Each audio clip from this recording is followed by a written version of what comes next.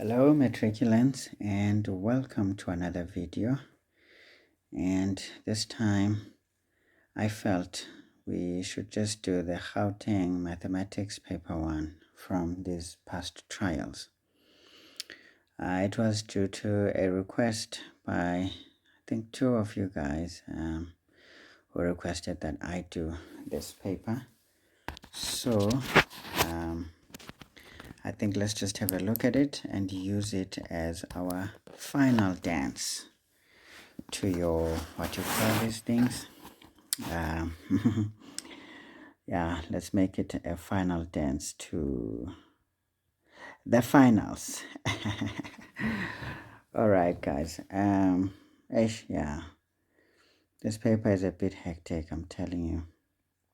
I don't know if this is going to be quite clear, but we're just going to do our thing and see how it goes. So we have here 1.1.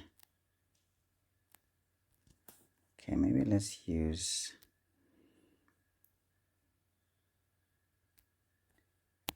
a black color, the color of your pen. So we have 1.1.1.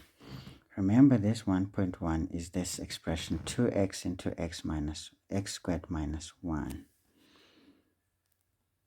2x into x squared minus 1 equal to 0. And then of course this is the solve for x type of a question. So here this is already sorted for us, so we can say safely that this implies that 2x is equal to 0, or x squared minus 1 is equal to 0. Right, and then we continue to solve. What do we do here? We see that, well, x here is going to be equal to 0, or x is going to be plus or minus 1, right? Because you transpose the 1 and then you take the square root. Nah. So that answer there is pretty simple. And then of course you always want to test your values if they will give you exactly the balance on the original equation. So when you put a 0 there, everything becomes a 0, so it checks out. And then when we put a 1 in there, so it's going to be 1 minus 1, which is a 0, so that thing becomes 0. So we have our left hand side balancing our right hand side. And then when we have minus 1 squared is basically 1. So 1 minus 1 is a 0. So all these three values check out. So how many marks were we getting there? Wow, just 2 marks. Okay, so it means this one is just a mark. Okay, so we get our 2 marks, and then we move on. 1.1 point what is that? 2. Okay, let's have a look at that one. So we have this quadratic here, which is put in a different way. So it's x minus 6. So we have x minus 6 plus 2 over x is equal to 0, ne? Okay, yeah, that is the one. So here we are to solve for x correct to 2 decimal places.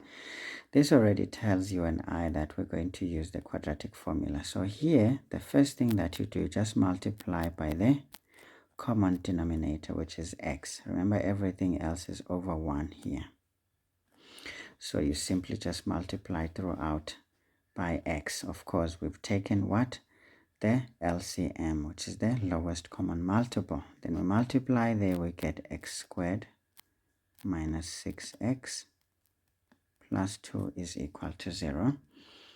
And then we can see that, okay, we won't be able to do much here. So what we can do is to take the quadratic formula. This is equal to minus b plus or minus the square root of b squared minus 4ac, that whole expression over 2a. Okay, we move on here. This implies that we have our x equals minus into minus 6 plus or minus the square root minus 6 squared minus 4 into 1 into c, which is 2. Okay, all of that over 2 into 1. All right, so let's see what is x going to be. Of course, always take the safest route and try to sort out the discriminant so that you don't make too many mistakes. There can be a lot of issues if you leave it like this, but we're going to make an attempt. So this is effectively 6 plus, we're going to start with the plus sign, minus 6 squared minus 4 into 1 into 2. Okay, and then of course this divide by 2. All right, so what I'm getting here is basically 5 comma 6 6 5, or x is going to be equal to, so we just go back and put a negative in there. So you see, with these fancy calculators, they make a bit of what could be a nightmare a bit more approachable. So this is 0.35. Okay, now we have ourselves those two answers, and then of course we want to put them back into the original. So let's take the 0.35. If we get rounded off to the nearest integer, we get a 0, then we know that that works. So let's try it. So we have 0.35 minus 6 plus, and then that fraction 2 divided by 0.35. All right, and then I'm getting 0.064, which rounded off to the nearest is effectively 0. So yeah, this checks out, so I don't have to worry about the other solution. So this solution is good, and then of course correct substitution. That's how you get those 3 marks. Okay, yeah, and then they are telling us that x is not equal to 0, which is important because this situation here would render our quadratic invalid, because that would be undefined. So this restriction essentially is because of that division there. All right, and we can tell here there's nothing that is essentially 0, which is good. Which is good. All right, guys, let's keep moving. We don't want to waste time here. We have, oh no, what is that? So we have here 1 comma 1 comma 3, right? So what is 1.1.3?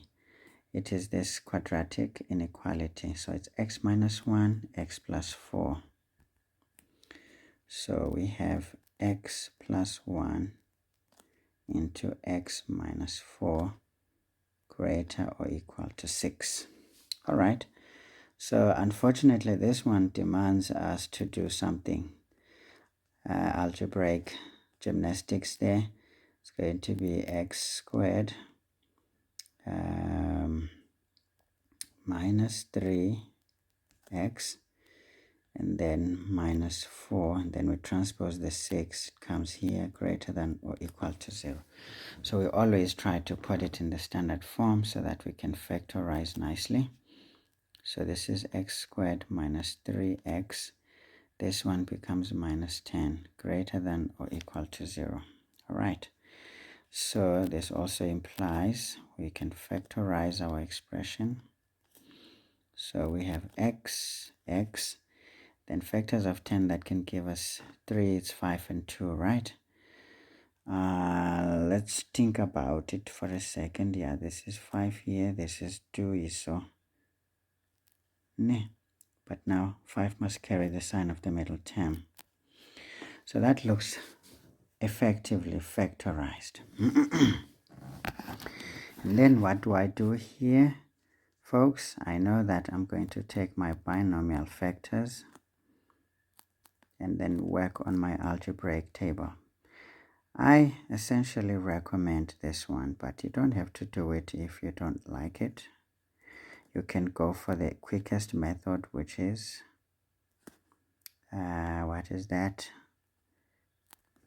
The quickest method is the graph, if you know what it should look like. But yeah, for the sake of time, we're going to try and save it. So here we're going to get -2, and then we're going to get 5 here. Nah. Okay. All right. Okay, so let's deal with this situation here. Let's pick another color so that it can give us nice solutions. So we ask ourselves, for which values of x will this top binomial factor be 0 at -2, right? If we put a number greater than -2, say 0 for example, we get a positive answer. Then we put a 5 there, we still get a positive, and then we will get a positive if we put values greater than 5.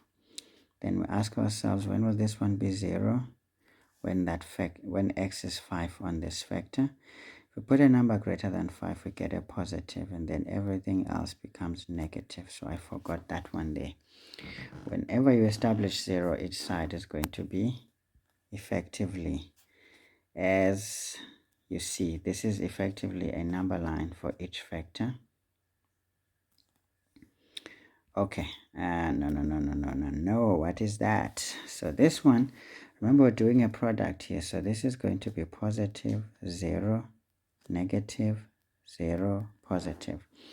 So where are our solutions? We want this to be greater and equal to 0. So 0 is included, and then we can see we headed in that direction, and 0 is included, and we headed in that direction.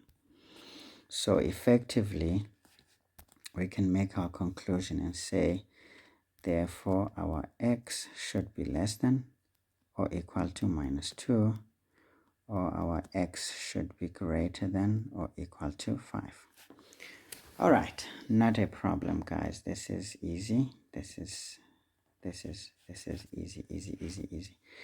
No need for no problems here. So, of course, you have an alternative where you can say x is an element.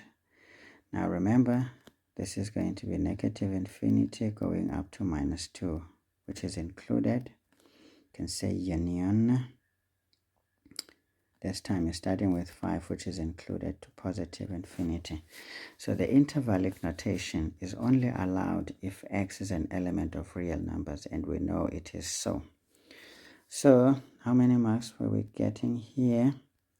So we were getting 3 marks. Wow, for such a lot of work, because I am sure this one should be a mark. So basically they're just giving you 1 for each. But what about the tool? Okay, 3 marks. Seems like that. So it looks like, or you can say there's 2 plus either the tool or the factorization. It doesn't matter. But yeah, this is usually a 4-mark question when it is put like this. So it's fine. We keep our stuff moving. So that was what? 1.1.3. So we have here 1.1.4. Is there a 1.1.4? Yes, there is. So it's this said equation. So it's root of x minus 2 plus 3. So it's the square root of x minus 2 plus 3 equals 10 over the square root of x minus 2. Just double check. See, I'm using this. I'm trying to make the screen as wide as possible so that we don't run into a few issues. But yeah, the problem is that it hides our questions now. So yeah, I think we copied it correctly. All right, guys. So what do we do with this one? Easy stuff. Again, everything is effectively over 1. So we do an LCM here. We multiply by the square root of x minus 2. Okay. Throughout. So what happens? Then when you multiply this, the square root sign is out. Plus 3 times the square root of x minus 2 is equal to 10. So this is what we end up with, which implies we can now take everything on to the other side. So we know that 3 root x minus 2 is equal to, when 2 comes this side, we get a 12 minus x. Okay. This also implies now we do the inverse operations, which we're trying to remove the square root sign. So this is going to be 9 into x minus 2 equals, this is going to be, wait, not 24, but 144. This is going to be minus 24x plus x squared. Okay. So let's keep moving, folks. And then what do we do with this one? This now implies we sort this one out is 9x minus 18 equals 144 minus 24x plus x squared. So what I'm going to do is to rearrange this thing. That means the signs remain the same, and then transpose the 9 and the 18 to the other side. So what I'm going to have here is a situation like this: x squared minus, remember when 9 comes here, it becomes minus 9. So let's say 24 plus 9 is 33. So this is going to be minus 33x. And then we move 18 to this side. So it's going to be 144 plus 18. So this is going to be plus 162 equal to 0. Okay. Then we try and factorize this thing. I know here you're going to panic and say big numbers. That's a very easy way. Now look guys, there's a button in your calculators. I have this fancy one. It's a pity I can't show you now. So this calculator, you just punch that 162, okay? You press equal sign. It will put it down there on your right bottom corner of your calculator, and then all you do, just press shift, then there's that button with a 0 sort of like degree and then 3 commas. It's written fact. So when you fact that, you will see that you're getting something like 2 times 3 to the exponent 4. Okay, usually test this one to see if it works here. What is 3 to exponent 4? That's 81. Okay, it's already 81. So let's see, let me just double check. 3 to exponent 4, yeah, it's 81. So let's say 162 divided by 81. What is that? Yeah, it gives us a 2. Ish, that doesn't work, you know. That doesn't work. So let's say 81 by 2. It's already giving us that. So ish, yeah. Looks like we are in trouble. But let's try. Since we have a 3 here, we can actually change this into 27. Remember, 3 to exponent 4, we can say this is 2 times 3 times 3 to the exponent 3, which is 27. So you always play around this. Once your fact gives you this, you can play around that. So let's try 27 here. So we say 162 divided by 27. It gives us 6, and that works because these brackets are both negative. So we're going to have here 6 and then 27, because minus 27 minus 6 is actually 33. So yeah, it works. So please guys, be able to use your calculators. You have fancy ones, so this is how you can look for those factors without sweating and wasting time. But of course, an understanding of mathematics is important. Look at me. I literally solved this question here instead of its place that I designed for it. Son, what is that? What is that? Okay, we have some fancy stuff here. Let's do it. Maybe not that one. Yeah, now I'm stuck with this. Okay, let's leave this stuff alone. Ish. What is that? What do I do now, folks? I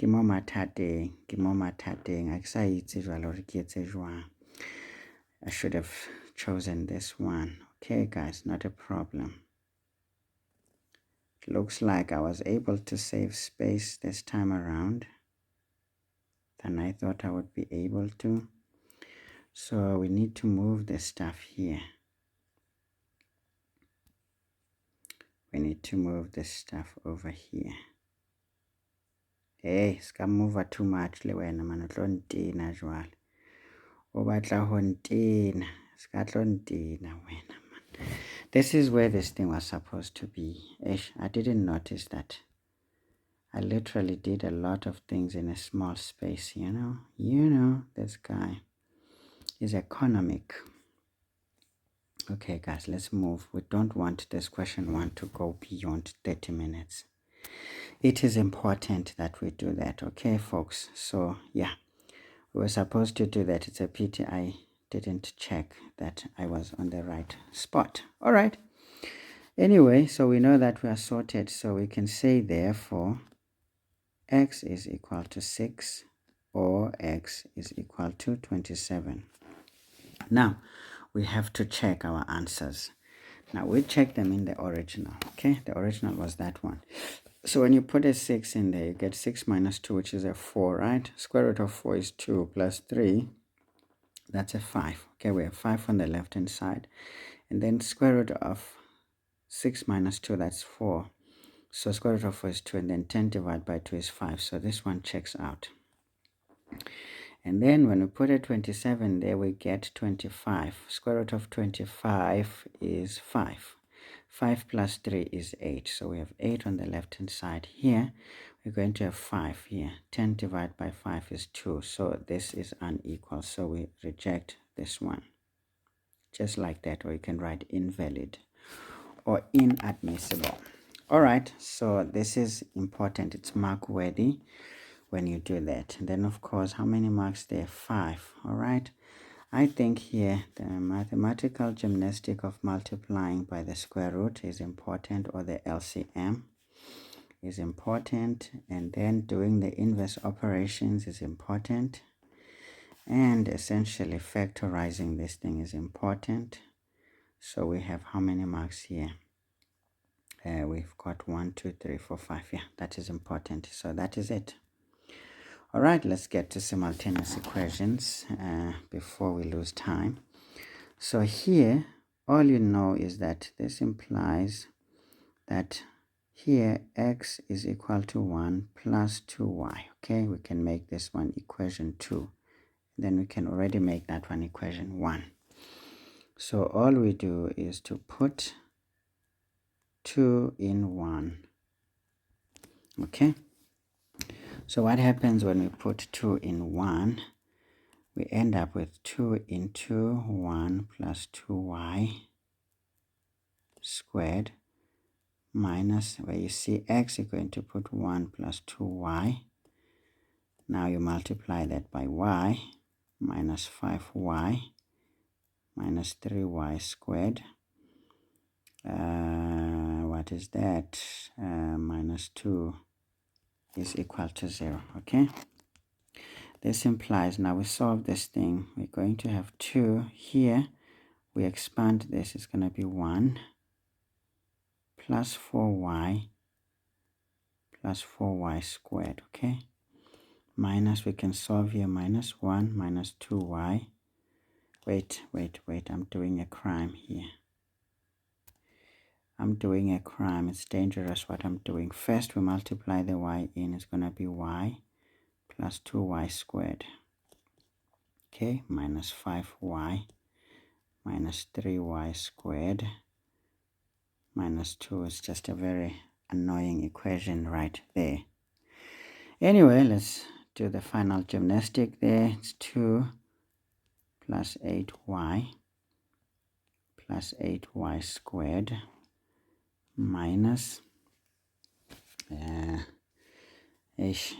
minus here y minus 2y squared minus 5y minus 3y squared minus 2 equal to 0.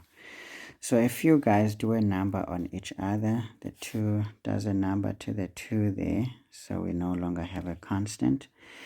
Then let's focus on our y squareds. So these ones will do a number on each other just right. Okay, let's see, what is that? So 8 minus 2 is going to be 6. 6 minus 3 is just 3. So this implies we have 3y squared. And then let's deal with this one also. So we have 8y. So always try to do something that will help you to remember where these are, because at times it becomes a bit technical. So we have here 8 minus 1, it's 7, minus 5, which is 2. So we have plus 2y equal to 0. Okay. Now here the best way to solve this one is to take the highest common factor, which is essentially y, into 3y plus 2 equal to 0. Therefore, our y is going to be equal to 0, or y is equal to minus 2 over 3. Okay, let's see, do we have space here? It looks like we do. And then this implies, in fact, we can just say this implies that x is going to be equal to 1 plus 2 into 0, or x is going to be equal to 1 plus 2 into minus 2 over 3. Okay, this is good. So we can conclude, therefore x is going to be 1, or x is going to be, let's see here, what do we have is minus 4 over 3. 3 there, minus 4 is going to be minus 1 over 3. Okay, can use your calculator there. So now what you want to do is to double check these values. So I'll just choose these two. If they match, the rest should match, but double check, guys. You don't want to lose these marks unnecessarily. So we take 1 and 0 and plug it onto our simple equation. So we have 1 here for x, right? Then we put y as 0, then definitely 1 is equal to 1. So that balances out. And then let's take minus 2 over 3 and a third. So we have minus a third here. Then we have plus, we have 1 here. Then we're going to have 2 into minus 2 over 3. So effectively we get minus a third equals minus a third. So this is how you make sure these values are correct. So most of the solutions are the ones that get the marks. So you have 4 marks over here. And then for the mathematical gymnastic here of substituting into this equation, you get your 5th mark. How many marks were they awarding here? 4 marks, okay. So they don't really care about all your mathematical gymnastics. So it looks like that guy is out. All right, guys. Yeah, taking time than I wanted, but it's all right. Let's keep going. So simultaneous equations is stuff that you need to master. So let's get to this one. We are given this exponential equation. Then they're telling us that x and y are integers, meaning numbers that are round, either 1, 2, 3 or minus 1, 2, 3 as well as 0. Otherwise we don't want decimals. Okay, so let's deal with this one. So I'm not gonna copy this. So we are to solve for x and y here. So we have x to the exponent x. We split this one into 2 to exponent 1 plus 2 to exponent x equals, this is 3 to exponent y times 3 squared. So you always use exponential rules. When you're adding the exponents, it means you're multiplying those powers. Okay. Now minus 3 to exponent y. Great stuff. So what do we do here, guys? Always highest common factor. So we can factorize the left hand side by taking the highest common factor, which is 2 to exponent x. What is left hand side is 2 plus 1. Okay, great stuff. Here we take out the highest common factor, which is 3 to exponent y. What we're left with is 3 squared minus 1. Okay, great stuff. We further simplify here. This is 2 to exponent x times, this is 3. Maybe say to the exponent 1. Then here we have 3 to exponent y times, this is 9 minus 1, which is 8. Okay. Now you can already see here that, okay, now things are starting to make sense. On either side you have a power that has a base 3. Okay, maybe let's further simplify before we jump into this one. If we further simplify here, we're going to have 2 to exponent x times 3 to exponent 1 equals 3 to exponent y times, this can be changed to the base of 2 to exponent 3. Okay, now we can see that, look, we have situations here. You know, we have these powers here. These powers, remember the power is the whole expression there, base and its exponent. Now we have two powers that have the same base.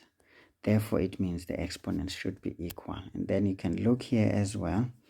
You have this whole power there of 2 to exponent x and 2 to exponent 3. So basically, these two also, if they're on either side of the equation, it means we can equate the two by taking the exponents and dropping the bases. So we are back to answering our question. So we can say, therefore, here x is equal to 3, right? And y is equal to 1. All right. Now you always remember, when you have an equation, to make sure you're not making a meal of anything here, you double check by putting this back in there. So this is going to be 2 cubed plus 1. So this is going to be, in fact, 2 to exponent 3 plus 1, which is 2 to exponent 4. So that is 16. Plus 2 to exponent 3, which is 8. 16 plus 8 is 24. Okay, we have 24 on the left-hand side. We come here. 3 to exponent 1 plus 2. This is 3 cubed, which is 27. And then 27 minus 3 is 24. So 24 is equal to 24. So we know that these guys are correct. Otherwise, if your equation doesn't balance, then they are incorrect. Okay, that's fine, guys. So they were giving you just 3 marks. I'm not sure exactly what is going on. So maybe for this whole step, you're getting a mark. And I think wherever you apply rules, it's mark worthy. The rest is mathematical gymnastics, which you should already know. Okay, let's do the last one quickly. I've already taken longer than I wanted to. Now we're told here the equations x squared plus rx plus m equal to 0 and x squared plus mx plus r equal to 0 have a real and equal roots. Okay, so that means each one of these equations has real and equal roots. All right, now it says solve for the values of r and m if r is greater than 0, meaning if we get a value less than 0, we will not accept it. And then also m is less than 0. So we are told here these are real numbers that are positive. All right, let's get to this one. So if we start here, x squared plus rx plus m equal to 0. We know here that for real and equal roots, it means the discriminant. Okay, maybe let's start nicely here instead of being hooligans. So we can say for real and equal roots. Okay, I'm just trying to summarize the English here, but please write words if you want. It means it is such that the discriminant is equal to 0, right? So let's do the discriminant there. This is b squared minus 4ac equal to 0. What is b there is r, okay? So it's going to be r squared minus 4 into, maybe let's do this one. Yeah. Why am I doing that? So it's 4 into a is the coefficient of x squared, which is 1. C is m, okay, equal to 0. So we have r squared minus 4m is equal to 0. All right. So basically, we can already see that we have r squared is equal to 4m. All right. And you can even solve further and say divide by 4, divide by 4. We can completely see that m is basically r squared over 4. Okay, I don't know why that is happening. this resolution was working a little bit better for me. So let's just do a line here so that we don't waste space. But I think we have enough. Actually, we do. Okay, I don't have to sweat here. I don't have to sweat at all. So let's just take out that number. So we can write the next equation. What is it? It's x squared plus mx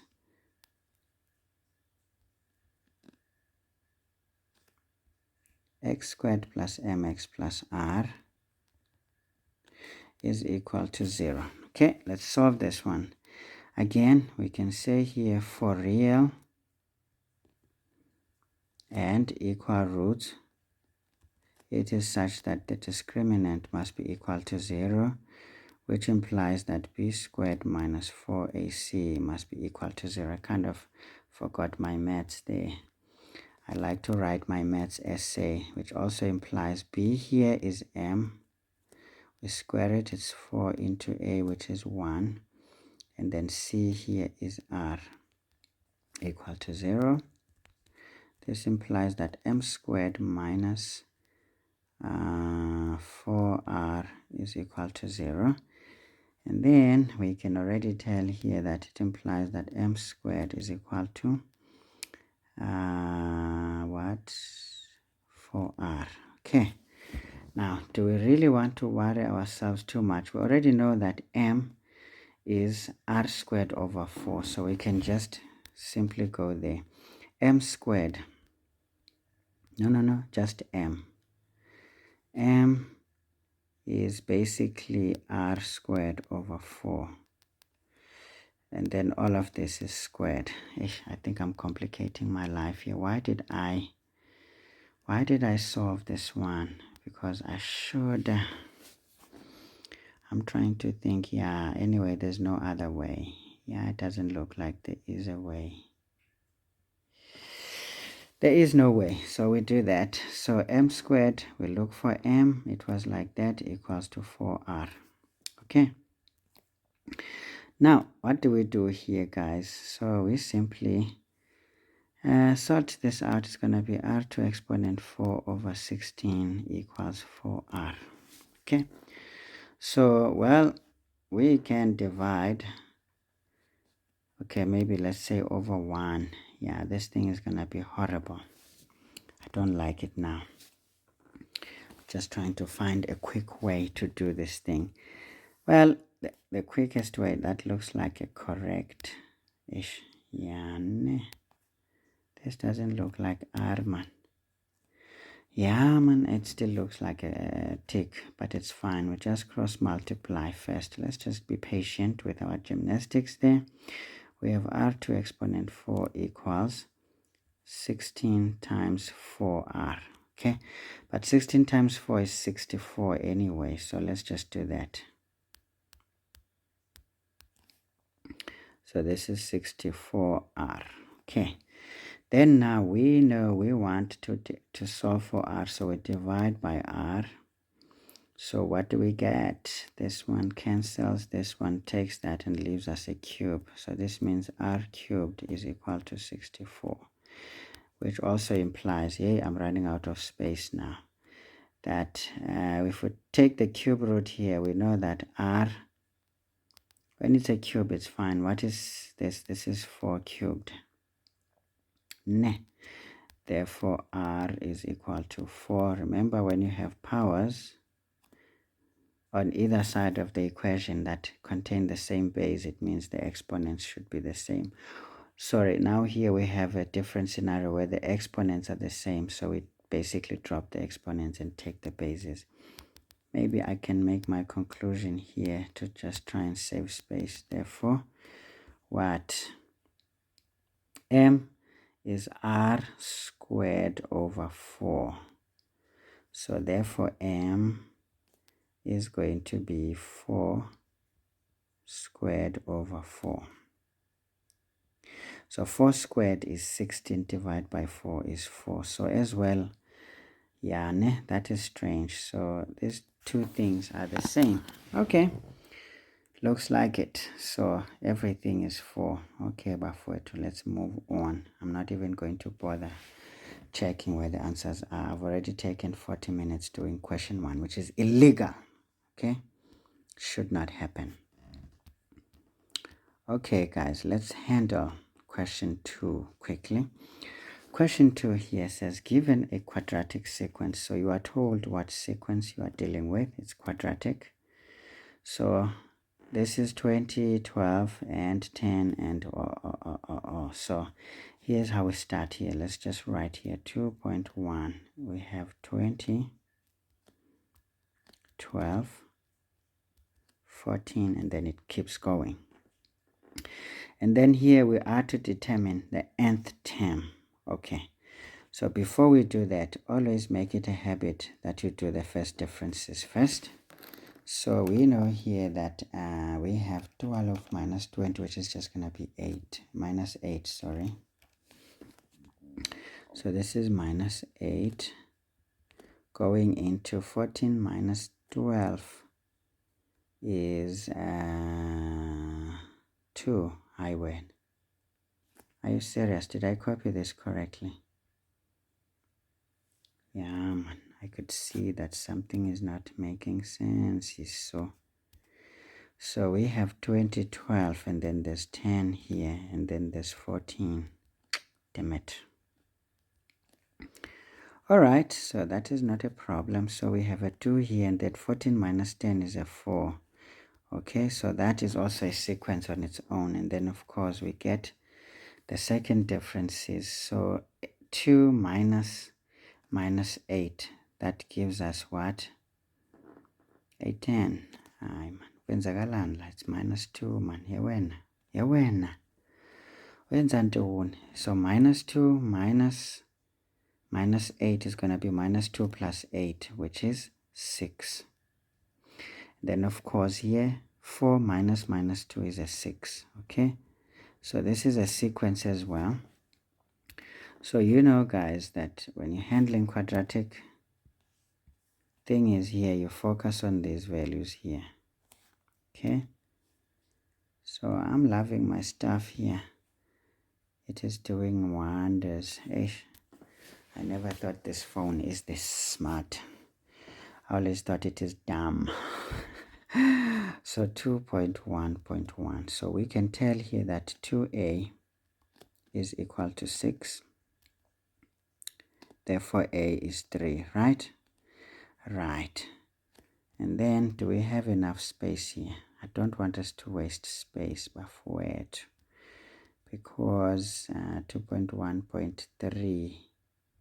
Okay, I've already put it here, so it means we are going to consider it. Okay, not a problem, guys. So I don't have to worry too much about space then.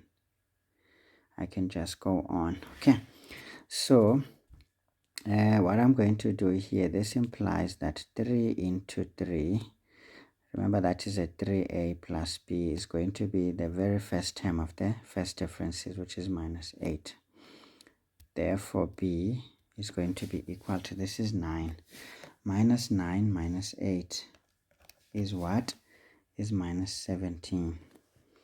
Which also implies that 3 minus 17 plus c is going to be the very first term, which was 20 over there. Therefore c is going to be equal to, now this is 14. When you bring it here, it's minus 44, right? 20. Wait a minute. This is minus 3 minus 17 is minus 14. When it comes here, we add it here, we get 34. Okay, so we can say therefore Tn is equal to 3n squared minus 17n plus 34. Again, there's room for mistakes here, so you want to double check whether this nth term represents your sequence. So let's check the first term and see if it is what it is, which is 20. So when we put 1 for n here, and then we see if we get 20, yes, we're getting 20. So this looks like it's happening, but coincidences do happen. So test 3, so I'm not going to waste time. We're already behind it.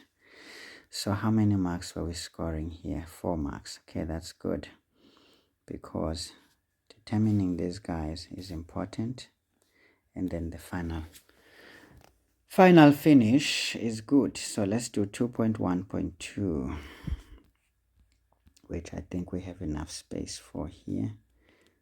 2.1.2. What is the question here? So there's going to be a bit of a back and forth for the sake of a good resolution, guys. So let's look here. What do we have? Says the first difference is, I'm happy about this one, not a rab when a man. Now the first difference is form an AS, which is good. We already know. I mean, they don't need to tell us. Now, between which successive terms? Okay, the key word here is successive, guys. Between which successive terms? In the quadratic sequence, the first difference will be that value there. So we want the first difference to be 48. So this is very easy. So this is easy bafowethu, masiyenzeni nje ngokukhawuleza okudibene nokuncama. So we know here that the sequence of the first differences here is -8, we got -2, and then we got what? 4. And then it went on and on. Let's just double check, yes, just to remind ourselves here. So we could see here that the common difference here is essentially 6. So from here, we know that, well, if we want the nth term, so this is telling us that Tn is equal to 100 and what? 48. So Tn is 148, okay? Which implies that a plus n minus 1 is equal to 148. Which also implies, what is a here is -8 plus n minus 1, which is what we want. So I forgot a d there. Then the d here is 6 equals 148. Okay, so let's deal with this guy. So this is -8 plus 6n minus 6 equals 148. Okay, now we solve this further. We're going to have 6n equals, this is -14, right? So 148 plus 14, when we bring it to the other side, is going to be 162. Okay, we divide by 6. So we can tell that our n is going to be 27. Okay, so therefore we can say 148 is between term number what? Remember, 2 successive terms. Now let's just investigate here. Sometimes we can do a bit of an investigation. Look, the first term of the first differences is between T2 and T1. So the first one is between the one ahead of this one that matches its number, right? So that was T2 and T1. So T27 is going to be between T28. Let's write 28 properly, and T27, right? Because that number should be between the number that is just ahead and that number itself. Okay, so this is easy, guys. No need for losing any marks here. Again, how many marks were we getting here? We were getting 3 marks, so it was not really a big deal. So I would say essentially the correct substitution into a correct formula is important, and then to get that n, and the final answer is that last statement, because to capture these 2 guys here is important. Okay, so these 2 guys are critical. You have to state them. All right, next question.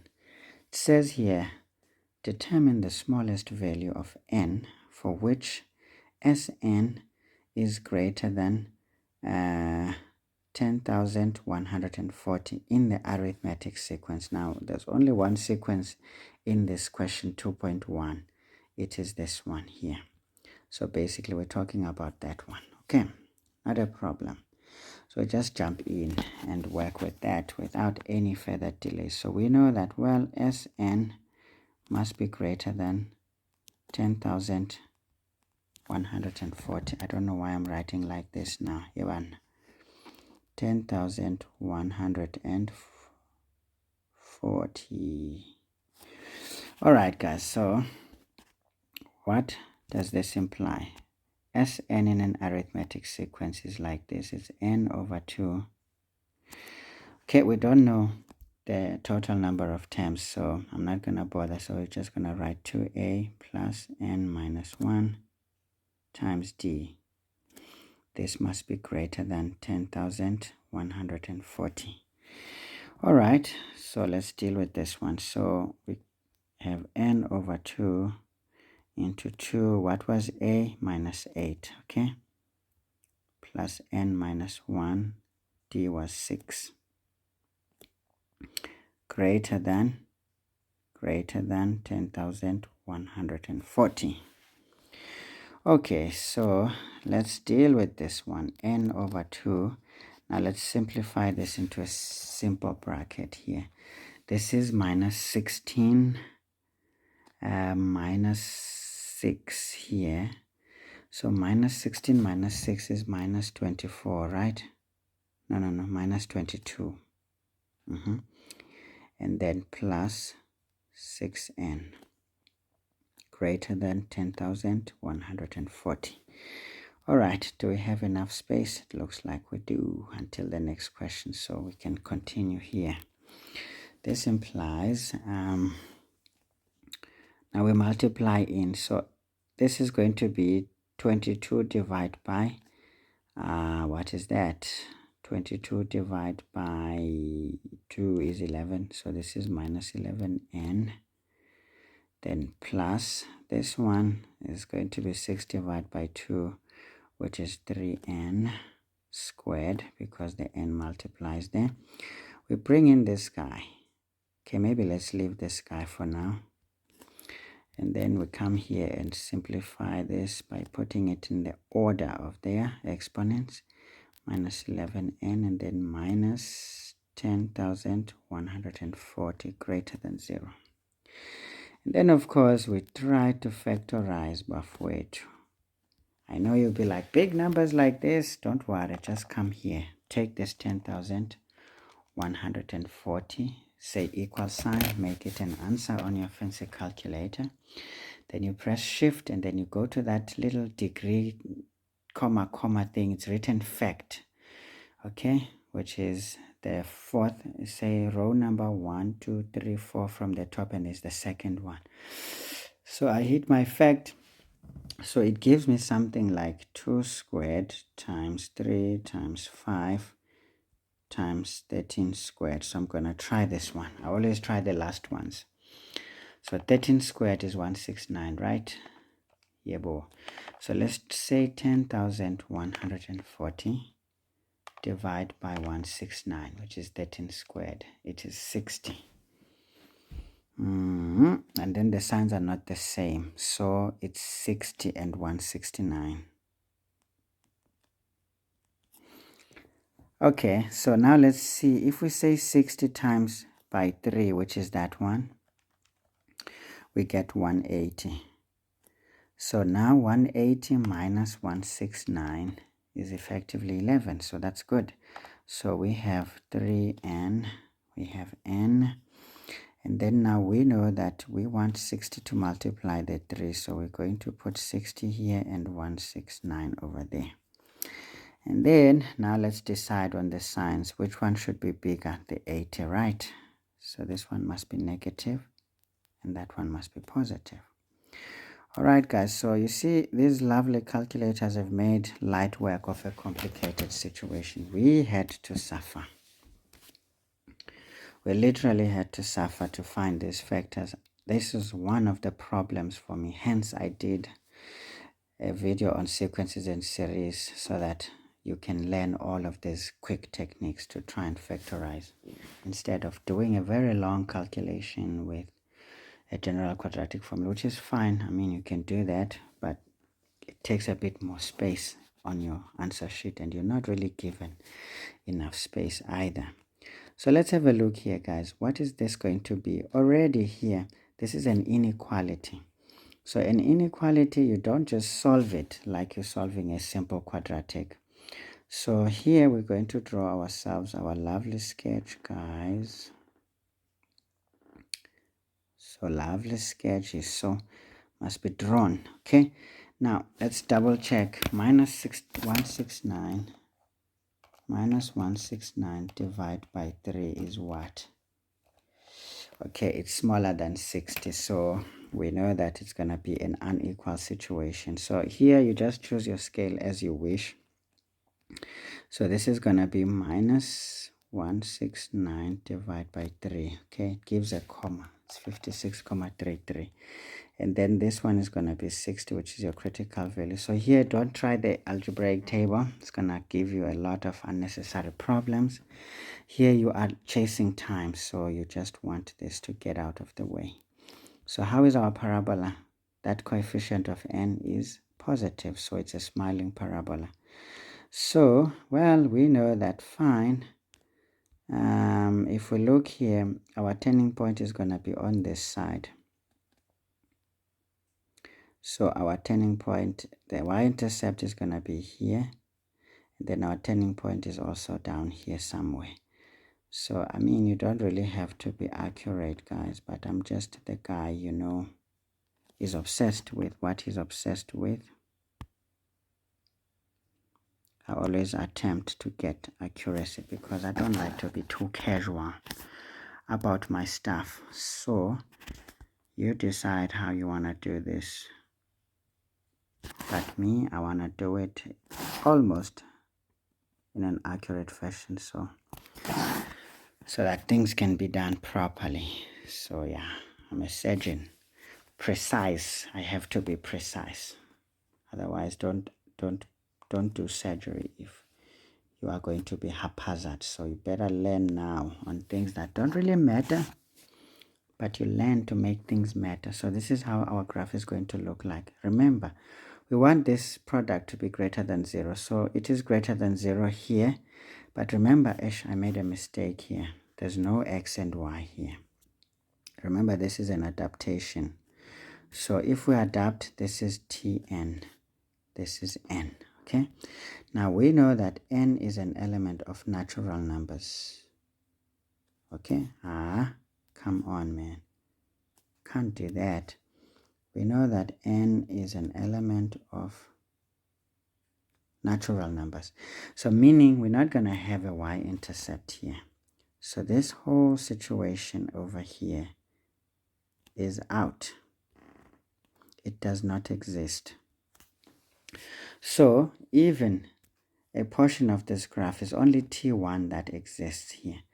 Anything before 1 does not exist. Actually, maybe let's put 1 here because that is T60. So technically this whole thing here. Okay, 1 exists. Okay, maybe let's not do that. Everything before 1 does not exist. So the only thing that exists is 1. So when is this graph above? So it's happening here, going to positive infinity. So our graph is only telling us the story. So that means when we solve here, we can say therefore n must be greater than 60. All right, therefore, maybe let's not do that. That's not correct. You know, you must think of the English. It implies that n must be greater than 60. Therefore, n is equal to 61 because n is an element of natural numbers. So the next one is going to give us a value like that. And then, of course, let's double check, guys, if we are doing what is expected. So we just test here on our quadratic and see if we're getting 0 because there's no way we're going up there. So let's just check if our quadratic, when we put 61 there, do we get something like what we want?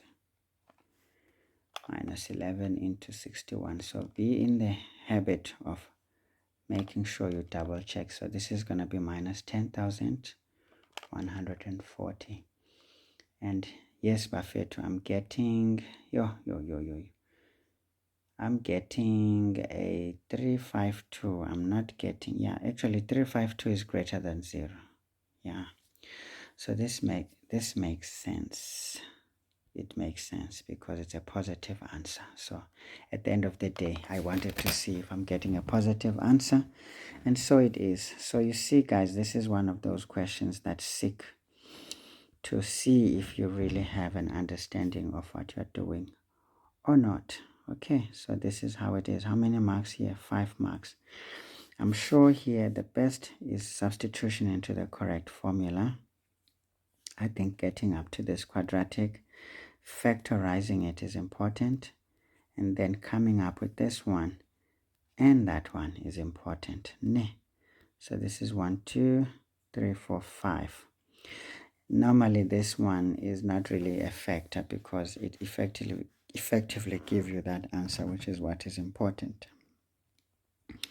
All right, guys, so always think of functions when you have a function-like expression. It will save your life. All right, let's not talk too much. We have a lot of work here.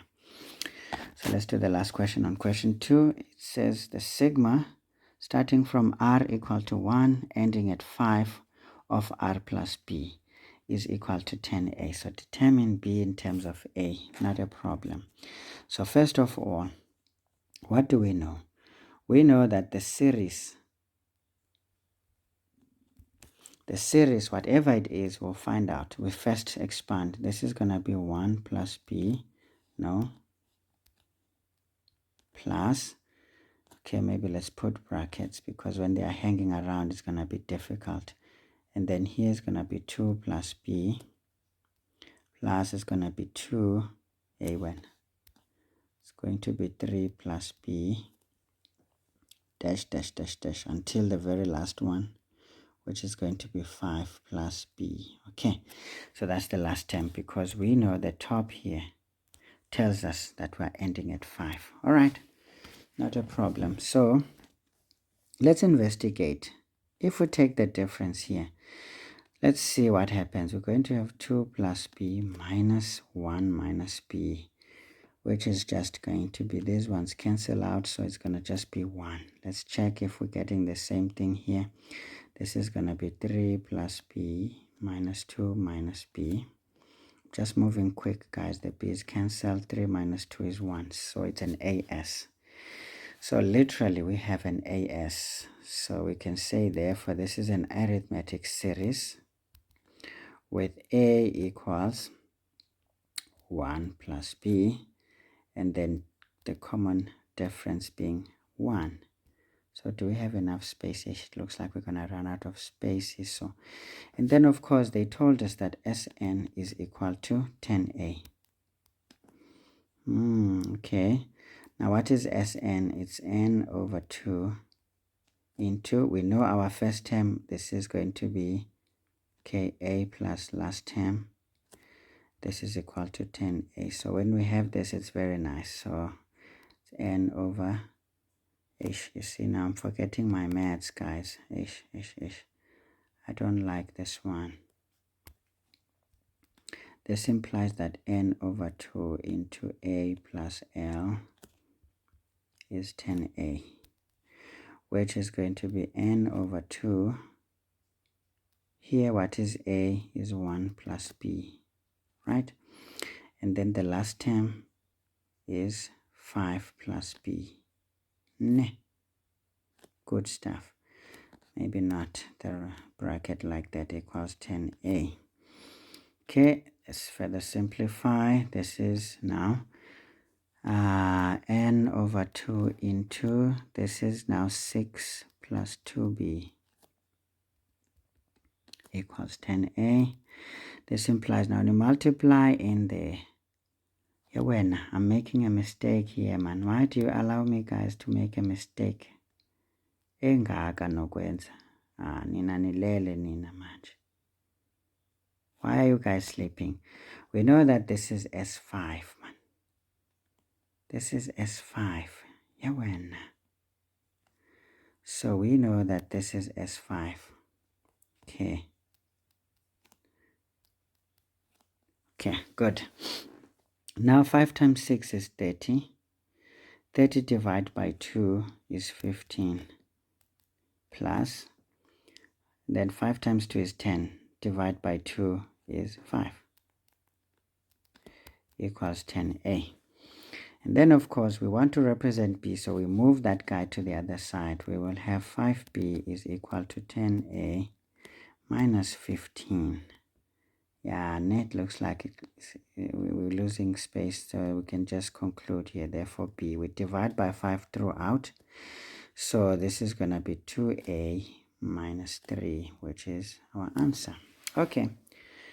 I was panicking a little bit, but where to? So 3 marks here is correct substitution into the correct formula.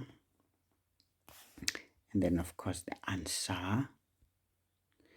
But I think finding the common difference was a bit of an important situation. So that is where the 3 marks are a bit scattered.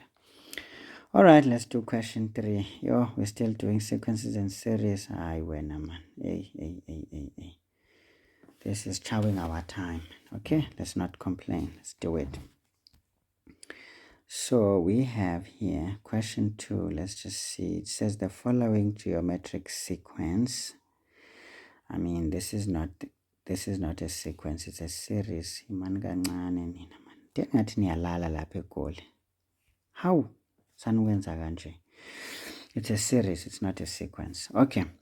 Now it says calculate the sum to infinity. So if you have a question like that, it already tells you this is a convergent geometric series. Okay, so we will have an R.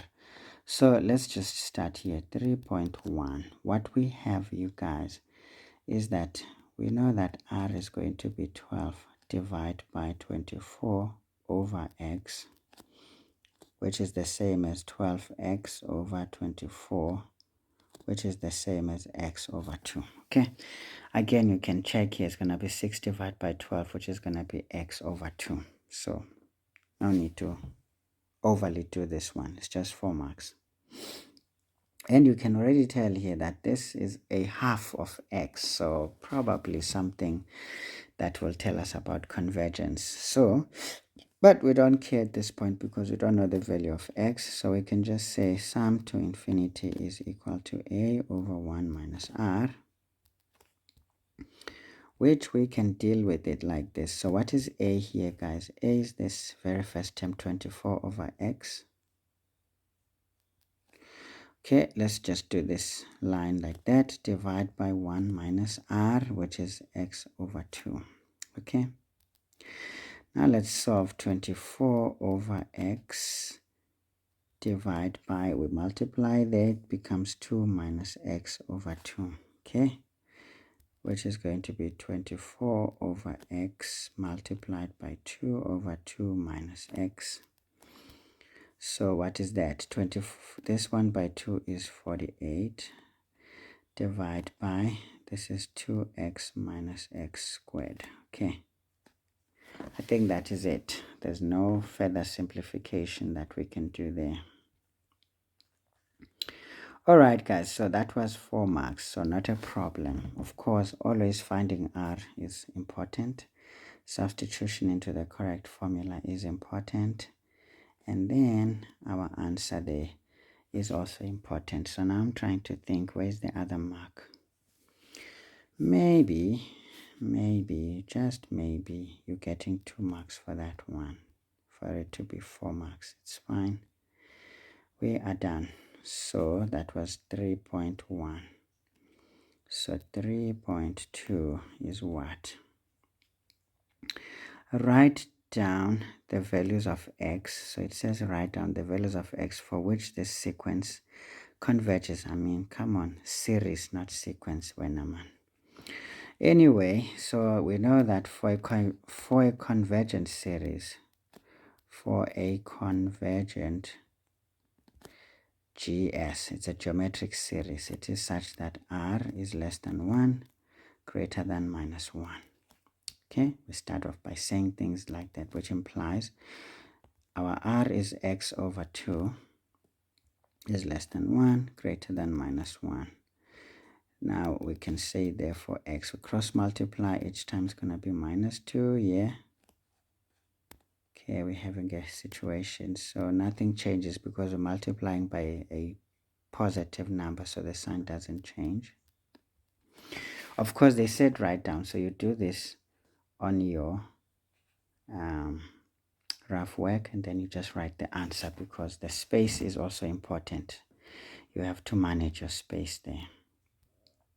Okay, do we have enough spaces? So hey, when it looks like we do. Okay, so that is it for 3.2. Now it says, for which values of x will the series increase? Now that's a very nice question. Now you know here that when the series increases, it means r. Remember, when it converges, it tells you r is between 1 and minus 1. But when it increases, r must be greater than 1. Ne? Yes, when it decreases, r is less than 1. Okay, good stuff. So you know these things. I mean, these are the basics you guys already have in hand. So let's deal with this one.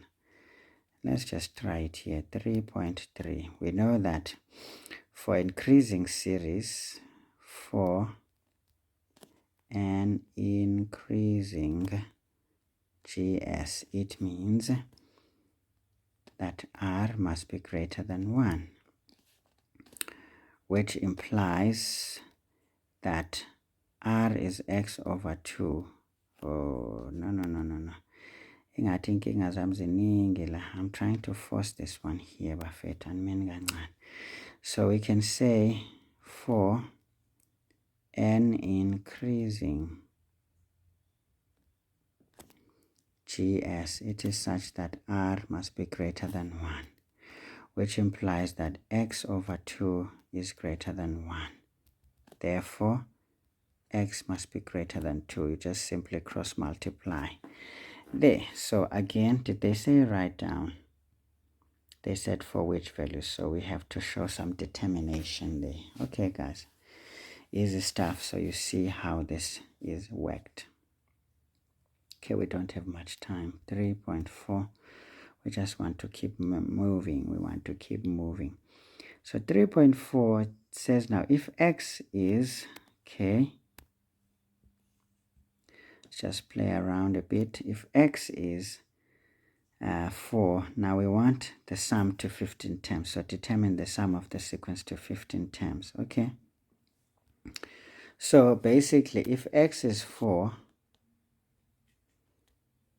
okay, maybe let's not even say if, we can just say given x is equal to 4, this implies that r is going to be 4 over 2, which is 2. Okay, remember r was x over 2 in that sequence. So in the series, I'm saying sequence as well, like they are saying. So now this gives us a bit of work, guys. So let's look. We know that our a was what? Let's come back to this. Is 24 over x. So our a is 24 over 4, which is 6. Ne. So now we want the sum to 15 terms. So we can say Sn is equal to a. Remember, this is a geometric sequence. Now we want the sum is a geometric series rather. It's going to be r to exponent n minus 1, which implies that S6 is equal to a. We know that is 6. R is 2 to exponent 6 minus 1. So let's do that one. 6 into 2 to exponent 6 minus 1. That one is that one. And then of course, oh, this guy is moving too fast for his life. Yes, don't be like this, man. See, excitement makes you erratic. No. It's r minus 1. Yay, when. Therefore, S6 is going to be 6, which is 2 to exponent 6 minus 1 over 2 minus 1. Okay? So this is effectively just the numerator. Let's see, what do we get here? So this is 6 into 2 to exponent 6 minus 1. Okay? So I'm getting, where did I get S6? Yeah, when? One sharp as well. One sharper when, man. Scan sharper, man. Man, no bona lethabo liyasinya bayitseng hona man. Yeah, ne?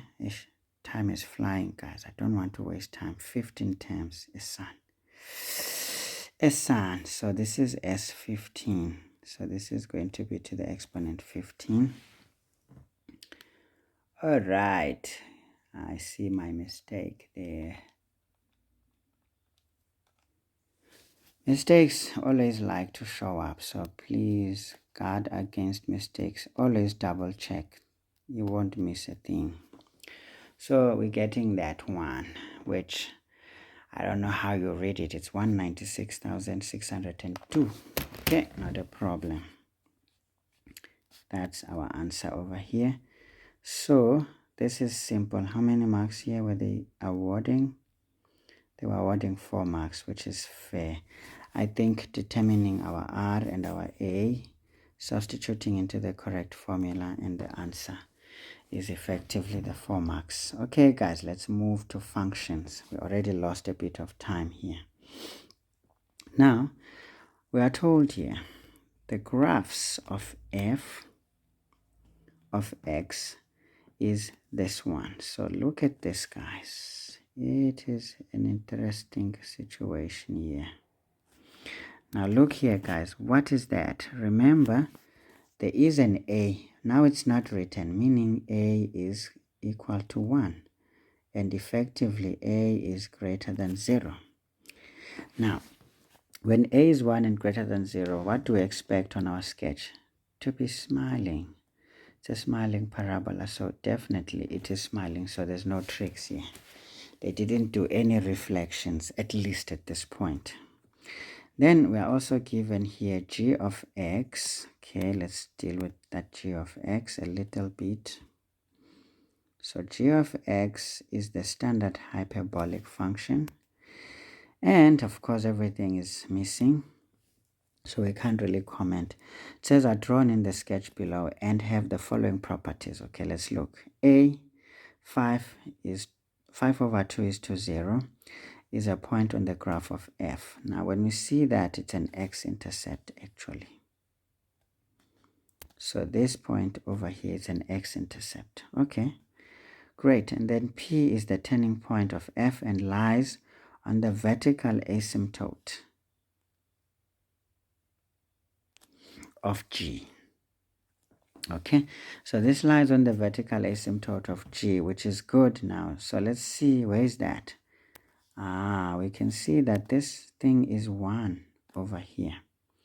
So already we know that, okay, our G here is basically a over x minus 1, because this is already 1. So it's x minus 1 plus c. So we don't know the c at this point. Okay, anyway, we can see that that is another horizontal asymptote. So let's see, the horizontal asymptote passes through that point. So already our hyperbola is complete, basically. So we have a plus 2 there. So they've given us this equation indirectly. What are you doing, Wennemans? Don't do those things. It's going to cause me problems.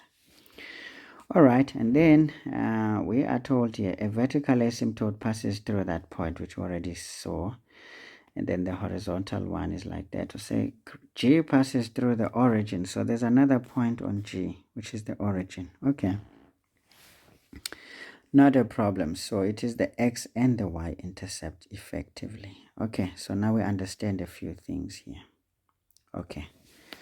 Not a problem, not a problem. So let's just deal with this one quickly. So look at that. Our graph of our hyperbola is in the first quadrant and third quadrant effectively. So it means our a must be greater than 0 here. All right, our a must be greater than 0. If we find something not, then we know we are wrong. So let's quickly run to the questions. So basically point P is 1, is 2, and y we need to determine. Okay, I think that's it for now. Okay, let's just deal with these questions quickly. So we have here 4.1. We are asked here, show that the equation of g can be written as, okay, so basically we have to solve for x. So we know that g of x has simplified into a over x minus 1 plus 2. Then through the origin, it is such that 0 is equal to a over x minus 1 plus 2. And then of course, what am I doing here? I'm not doing the right thing here. This must be 0. Then now we can already tell that therefore our a, this is minus a equal to minus 2, so a is effectively 2, which makes sense. So we can make our conclusion, therefore g of x is 2 over x minus 1.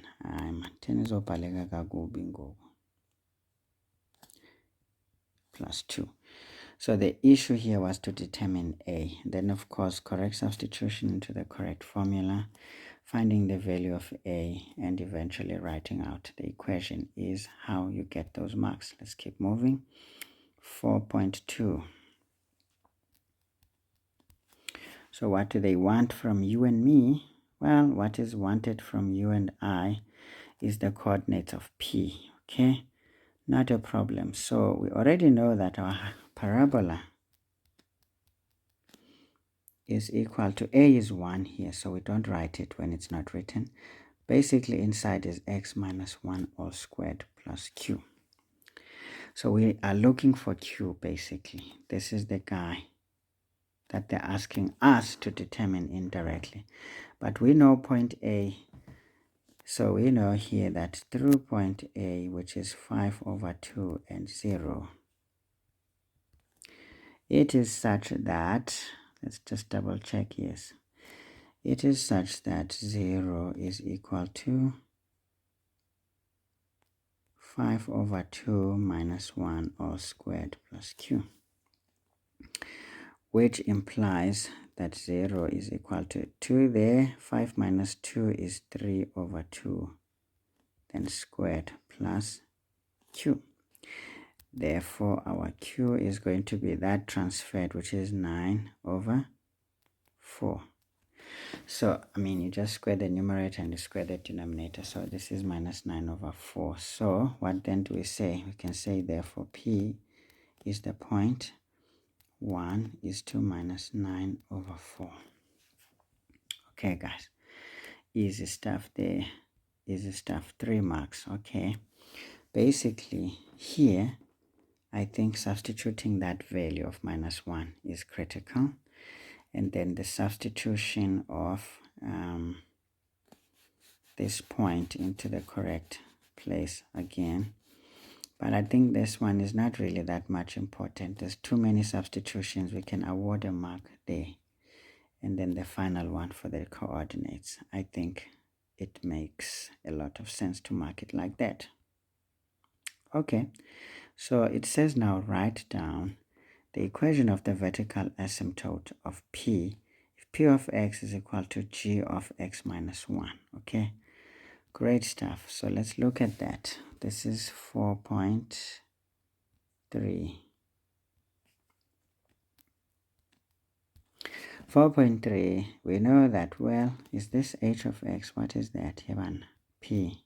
Okay, so we know that P of x is equal to G of x minus 1, which implies that we have 2 over, instead of x, we put x minus 1 and then minus 1. This is plus 2. which is going to be 2 over x minus 2 plus 2. You can say therefore the vertical asymptote, maybe let's write it, therefore the vertical asymptote is such that x is equal to 2. Easy, ne? Of course, they said write down, so you can do all of this hard work on the side, but they want this one eventually because you're only getting 1 mark, which is quite interesting because there's a lot of work to be done there. We're running out of space. What is this question here? 4.6. Yo. That means we have to answer this too quickly. Okay. It looks like we're in trouble then, if that is the case.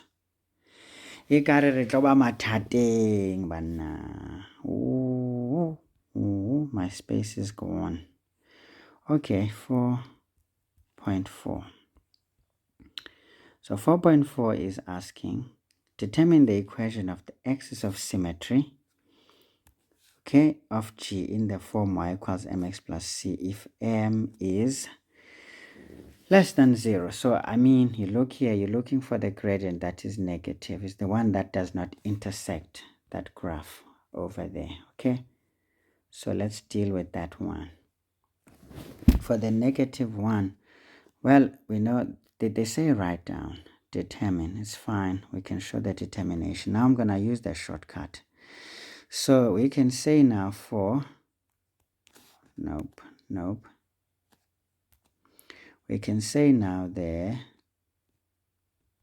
axis of symmetry such that m is less than 0 implies that y is equal to minus into, now just write that expression like that. Easy. You don't want to waste time. So this is minus x plus 1 plus 2, which is minus x plus 3. Done.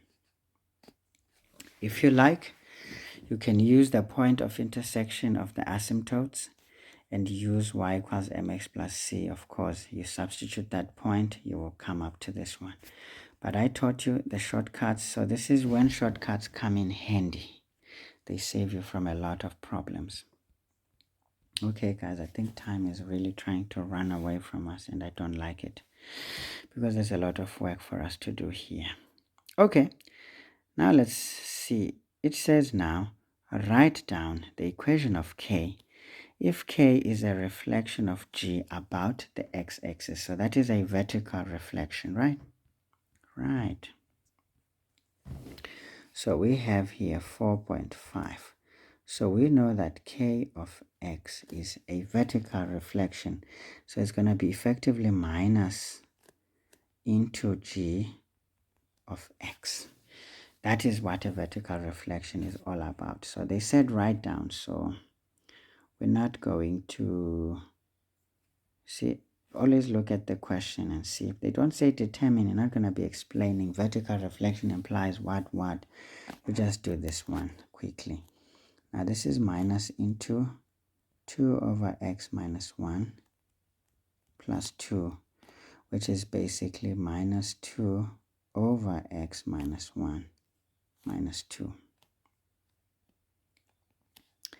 My equal sign is flying here when sky rabian. So there we are. I think we are fine here. What were they looking for?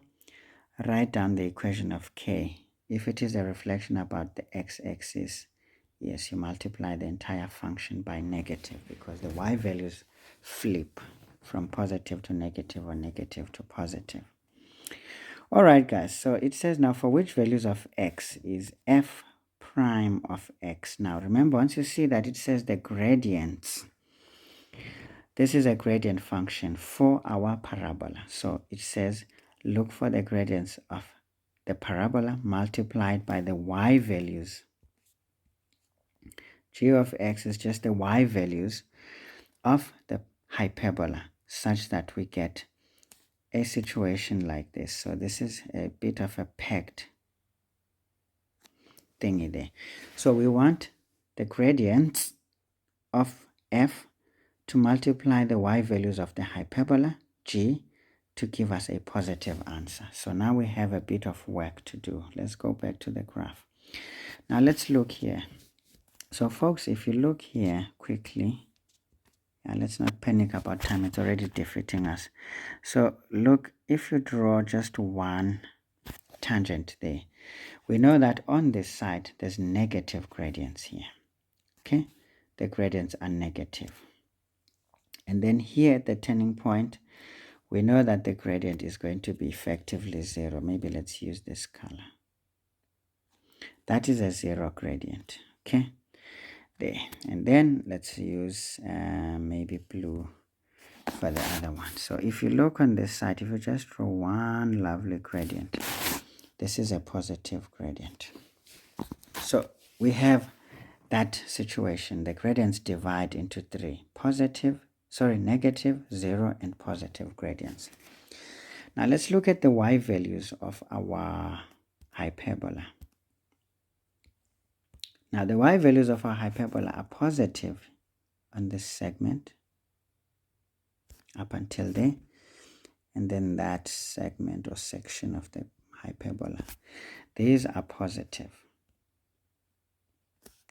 Now remember, these signs are for the different. Okay, maybe let's take away those signs because they will kind of create a bit of a calamity. Let's use this one and say here we have a plus, we have a plus. Okay, so we're talking about the y values of the hyperbola, but now they are negative here. Bafowethu, these ones are negative here in this segment. Maybe let's use another color here. Maybe let's use black for just the darkness. Okay guys, so what do we do here now? We want the product of the gradients. Now look, if you're taking this negative gradient, if you take a negative gradient and multiply by positive y values, you get a negative value which is less than 0. So that doesn't help the situation, right? So we can safely say effectively this section here, the yellow segment, is already out. Okay, we don't want it because the product of this gradient and the y values up until the origin, they give us a negative answer which is not required. Okay, now let's look at this segment here. Hey, I don't know, man, these colors look strange. Okay, whatever. If we do here, let's look at this segment here. I don't know why I chose that color now. Yes, sir. You see now, this thing is not really doing the things that I wanted.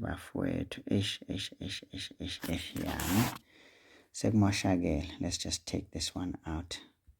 Okay, let's just take it out. It's just causing problems. All right, now let's look at this segment here between the origin and that asymptote. Now in this segment, we have a negative gradient and negative y values. Right. So this one gives us a positive answer. So this one is correct. We want that interval. Then if you look on this side beyond this line 1, which is now this segment over here. So if you look at this segment over here, we have a positive y value for the hyperbola and a positive gradient for our parabola. So that also, kitching, is correct. So meaning our x values must be less than 1, greater than 0, or must be greater than 1. Okay, because the question says greater than 0 and not included. Okay, so we answer this one like this. We're going to say, well, x must be less than 1, greater than 0, or x must be greater than 1.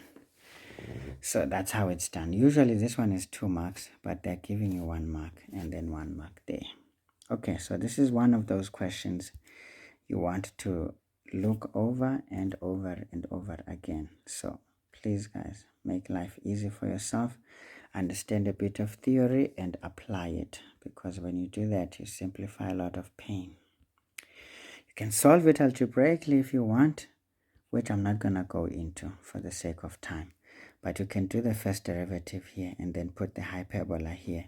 Then you will need your algebraic table so that it can solve your pain. It can be done, but let's just keep it simple so long. So 4.7 says, for which values of k will the equation, again, it's one of those questions here, g of x here and x plus k. Now, if you look here, this is the hyperbola. But now this is a straight line graph because there's an x term here. So this is a straight line with a positive gradient of 1, okay? So technically here, this is not necessarily a vertical shift, but if you take this one across, this is going to subtract in there. So it's going to cause a bit of a complex equation. Okay, so it's not necessarily a vertical shift because now there's two terms here and one has an x, which will match with that one on the other side. So these are two equations intersecting each other. So that equal sign there, it means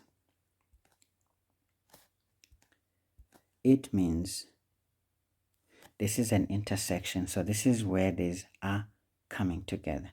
Now we want two real roots that have opposite signs, okay? It's just one mark. Again, you would see this one. There's two ways a question like this. If you see 7 marks, usually you will have to do this one algebraically. Take this one across, solve this thing, and then you have to then work out by completing a square if you like, or whatever you can do to determine what must happen to get the roots to be as they want. But here, you just want to use this situation that the equal sign says there's two graphs that are intersecting each other. So the roots are effectively the points of intersection. Okay, we can say points of intersection, POI, not point of inflection this time. So these are the points of intersection. So we want those x values to have opposite signs, meaning one x value must be positive, one x value must be negative at the points of contact. So what you do here, folks, the best approach is to just draw straight lines. We want a positive gradient straight line, so we can draw it anywhere. But I think there's 3 points to worry about. It's this one through the origin. So if we draw a straight line through the origin, through the hyperbola, and through the parabola, do you see that this one here intersects the hyperbola and the parabola at 2 points? Okay, wait a minute, not parabola, we're looking at the hyperbola. Okay, so if we're looking here, there's 2 points of contact. Is this one, which is the origin, and that one. It doesn't really have to be that particular point, but that is the essence of this thing. So we have 2 points of contact. Maybe let's use another color here that is much more visible. So do you see we have 2 points of contact, but now there's only one because this is 0. 0 is neither negative nor positive. But this one is definitely positive. So we only have one root with a positive sign. So it doesn't satisfy the equation. Okay, we do the same and say, let's do this one below the origin. Let's say this line is parallel to that one. It cuts here and there. This line is parallel to that to suggest that they have the same gradient. Okay, not a problem. Now look at this one. Where does it intercept the hyperbola? At this point here, right? And at that point there. Okay, so but now look at the x coordinate at that point of intersection. The x coordinate here, if you draw it back, it's positive. That one is positive. So there's 2 roots of equal signs there. So it does not satisfy the equation. Now let's do it above the origin. So again, we're drawing another line that is parallel to this because it has to be parallel to show that they have equal gradients. So where does it intercept the hyperbola? at that point, and at that point. So those are the roots, meaning the x coordinates there. Look at that x coordinate. It's on the negative x-axis. And look at that x coordinate. It's on the positive x-axis. So these are two roots with opposite signs. So meaning our k here. Look, now why am I doing this straight line? I forgot to mention that we want the values of k. But what is k in this case? K is the y-intercept. So the reason is we want different y-intercepts. So when that positive gradient has a negative y-intercept, it only gives us positive roots, meaning 2 points of contact with positive x coordinates. But when it is passing through the origin, meaning k is 0, then it means we will only have one positive root and the other one is 0, which is effectively nothing. And then when it passes on the positive y-axis, meaning k is a positive value, which is a greater than 0, we will have two roots or points, or points of contact with x coordinates that are of different signs. So we can make our conclusion now and answer the question.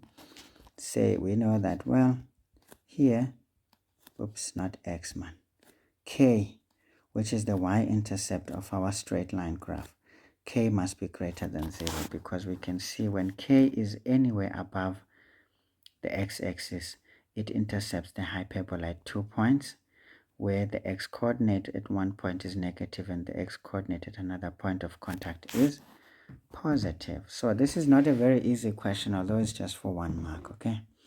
This is worth 7 marks because if you solve this algebraically, it can be quite a lot of pain.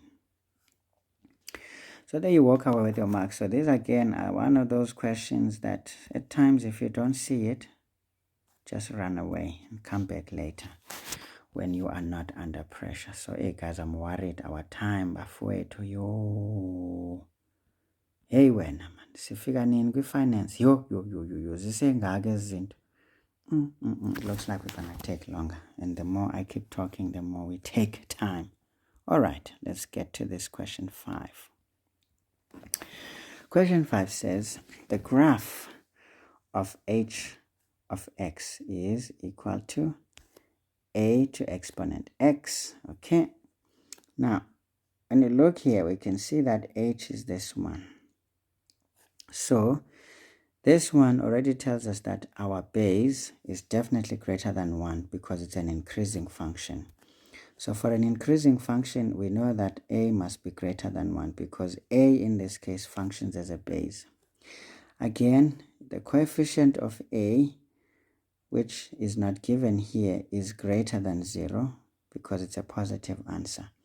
So we know that, of course, we expect our graph above the horizontal asymptote, which is the x-axis. All right, and that is exactly what is happening. So this graph is good. We can see it, and then there it is. A is greater than 0, which is fine. It's greater than 1 even. All right, not a problem. Now they're saying P is the point on H. Okay, is there anything else? Not at this point, so let's just keep moving. So now we can see that point Q, they didn't tell us about point Q. So it says now write down the coordinates of Q. But how do we write down stuff that was not told? We don't know where Q is. They didn't indicate even. So these guys are not serious, are they? Yeah, they are definitely not serious. So Q is perhaps the y-intercept. And then, of course, to answer that, we know that 5.1, Q is such that 0 is to 1. I mean, this is a standard exponential graph, so it always cuts at 1. It's not shifted about.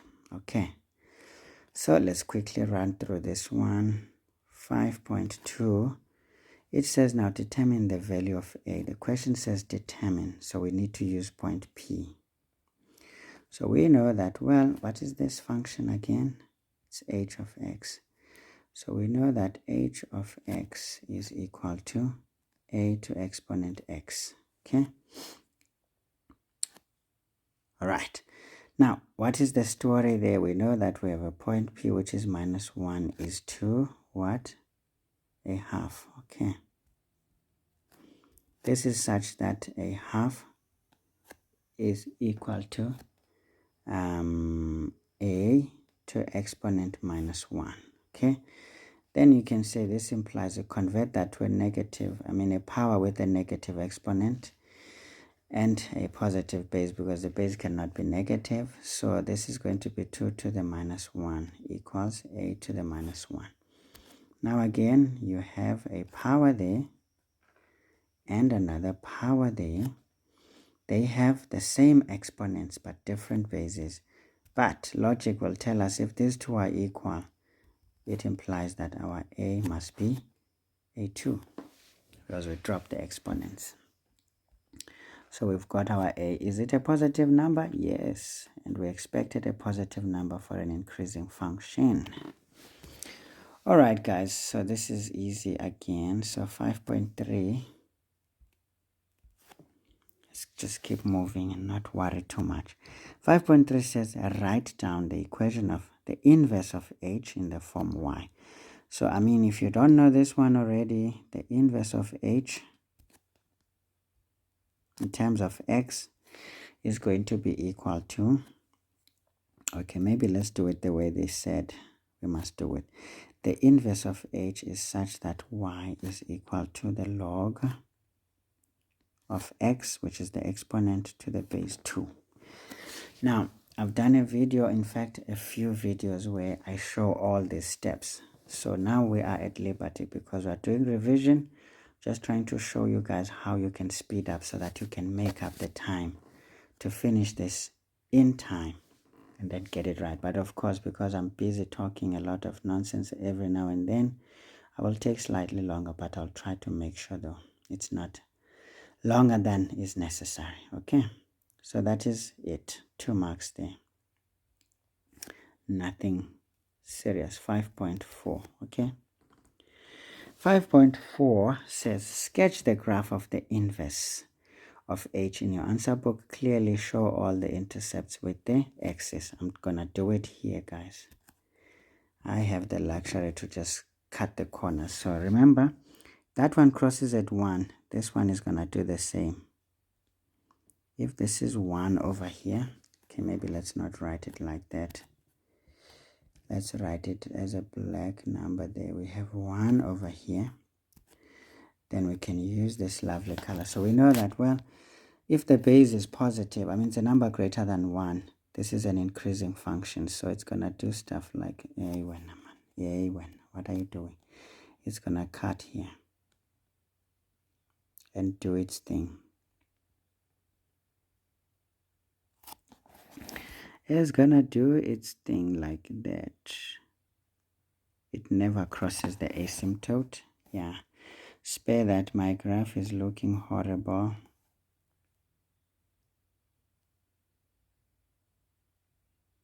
Yeah, my position is somewhat killing me. So just label, this is the inverse of h. Okay, not a problem. So did they want any other point intercepts with the axis? Okay, if they don't want another point, we are good. But since we have a point P, for example, there, okay, what can we say? Remember, these are inverses are about this line which cuts through here. They are inverses about this line, which is y equal to x. Maybe it's important, but if they said draw the sketch, remember this sketch is alone this time, so that line is no longer important. So let's take it down, but just remember that. So this is where the graph is. Okay, they said what? Show clearly all intercepts with the axis. So it's only one intercept, so we've shown it. It is done. Okay, no problems. Write down the domain of the inverse. Okay, not a problem. So you can just say C sketch. I'm sure you will have a grid given to you. If it is not given, you can just do a rough sketch right where you are writing your things. Okay, and then 5.5. So what do we want? We want the domain of the inverse. So we can just say the domain is equal to, remember these are x values, such that x is greater than 0. That is how you write the domain, because remember this graph here is only defined above 0. It is never 0 because this becomes an asymptote. Otherwise it goes there and we don't see it on the negative side. So this is it. Of course, here you have an option to write, or x is an element of, what can we write here? Is an element of 0, which is not included in positive infinity. Again, it's only because we know these are real numbers, despite the fact that there's a tight restriction here. Okay, so you can do that. Not a big deal. 5.6. I didn't try to do it elsewhere. Ne? Yo. Hey, siyamuva bafowethu, siyamuva manje. It says now, hence otherwise, determine the value or values of x for which log of x to base 2 is greater than 1. Okay, if we look here, you need to know that for you to get 1 in the first place, for you to get 1, you know that when you have a log of a number, say 2 to the base 2, this effectively is going to be 1. So we know that for that to have 1, it must be at the x value 2. So we know that, okay, if our graph is done correctly, so we can see that here, we can say that is 2. It will correspond with 1, okay? Great stuff. Great stuff. So here, what did they say? Hence, otherwise, okay. Now the question said determine. Now when they say determine, it's not as easy as just writing down. Sometimes you can get away with meta, but yeah, you don't want to get away with meta. So let's do it properly.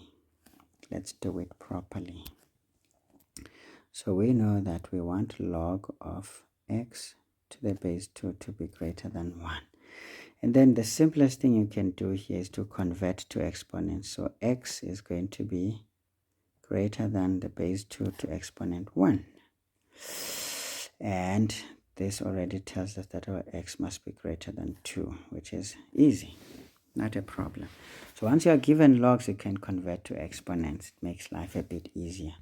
And you can already tell that on the graph, this is when it is 1 and it is greater than 1 beyond. So this is the feasible region for our answer. Okay. Makes sense, hopefully. Okay, 5.7. Oh, bafowethu isikhathi asisave sihambile. Kanti why were they asking so many questions? Or was I talking too much? Yeah, probably. And then here we are told here, if g of x is equal to that, calculate the value of x for which these two are equal. Okay, so remember g of x is still the hyperbola. Ne? Don't forget. No, we're not talking about the hyperbola here. We are told g of x is this function basically. So this is g of x. And then h of x is the exponential graph. Okay, not a problem. I'm almost making a big meal. So let's just say here g of x equals to h of x. That's how they put it. I'm getting tired, guys. I don't know how you guys cope with these things. Yeah, you need to be very fit mentally. So g of x, we were told, what? I'm forgetting. Is 100 times 3 to exponent x. Okay. 100 times 3 to exponent x is equal to, remember we found a to be 2. So this is what we have over here. Okay. And then what is important here, we just divide by 3 to exponent x. Because once you see this is like this, we can make some gymnastics here. that will help us to do something. So we're going to have 100 is equal to 2 over 3, and then we make this one to exponent x. Great stuff. So you see, exponential rules are at play, so please revise them. They will help you. So again, we need logs here. So we're going to have log of 100 equals log of 2 over 3 to the exponent x. And then, of course, the only time we can deal with this is when we say this implies what? That x is going to be equal to log of 100 to the base 2 over 3. Okay, you know, almost this is yet another exponential rule, because basically going to divide by log of 2 over 3 because x will multiply in front. I'm moving quick to save a bit of time, guys. So here you just put your calculator into its mode. Here we have 2 over 3. Then here we have 100. Then our answer here is minus 11,36, basically, to 2 decimal places. Remember, the general instruction is like this. So does it make sense? Yeah, it does. Because look, here this thing is going like that. So we have a function here now that is slightly different. Remember, this is 100, okay, multiplied by 3 to exponent x. This is also an increasing function, so to speak. This is the a value, this is the b value, which is the base. So it's an increasing function, but this one is much wider, or it's steeper, so to speak. It's going to be steeper because you're multiplying it by 100. It's not going to be as slow, so it's going to be something like, yeah, something like that, man. Something like that. It's something like that, yeah. But what we know is that the multiple there is going to be 100. So meaning its y-intercept is going to be at some 100 here, because when x is 0, it's going to be 100, okay?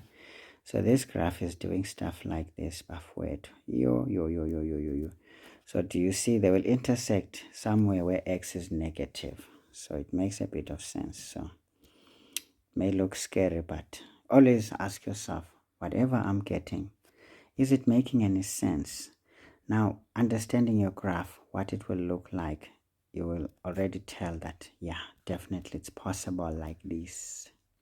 So even if it looks scary, you can accept it for the sake that it makes a bit of sense. Bafethu ngithatha isikhathi sonke la ngikhuluma konke kungafanele ngikukhulume, angazi nami ukuthi sekwenzakalani manje. Let's just move, guys. Yewena ixesha lesidlile la. All right. So the graph of f is equal to minus 27 of x for x greater than or equal to 0. Okay, so basically that's all right. There is a restriction on our function. So once you restrict, you know very well that, okay, first of all, this is already restricting things. That negative is doing this thing, and then it's telling us that this is what we're looking for. There's already a restriction, and x is greater than and equal to 0, meaning it's included. Now we're told point P, which is 3 is to minus 9, lies on the graph of f. Okay, fine.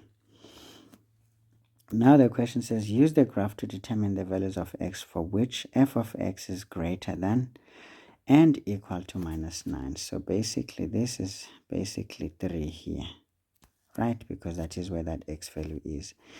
And minus 9, number greater than minus 9 is all these values here. So this is what we want. So we can start answering 6.1. We know here that x must be less than 3. Remember, it's less than or equal to, so this is included. But greater than and equal to 0, because 0 is still a number greater than minus 9. Great stuff. Quick question there. Usually that format is 2 marks, which is good. Write down the equation again. Write down the equation of the inverse of f. in the form y indicate all restrictions. Now you look at the marks, you see this question is not correct. They shouldn't say write down, therefore. Because if they're going to say write down and then say indicate all restrictions, and there's 4 marks, what is going on here? What is going on? They should determine, definitely, because we need to really determine here. But let's see, how do we deal with this one? Okay, now we know that f of x, first and foremost, is minus the square root of 27. X, yeah. Yeah, 2 hours bafethi phelile. Hayi angazi kwenzakalani. Ngathi sisenjeni ke makunje. And then x, and then of course we are told here that x is greater than and equal to 0. So if you put a restriction here, remember the restriction is going to be on the y for the inverse, okay? So we know that now for the inverse of f, okay, of x, it is such that we swap these things. We're going to have here x is equal to minus the square root of 27y. And then we still solve for y.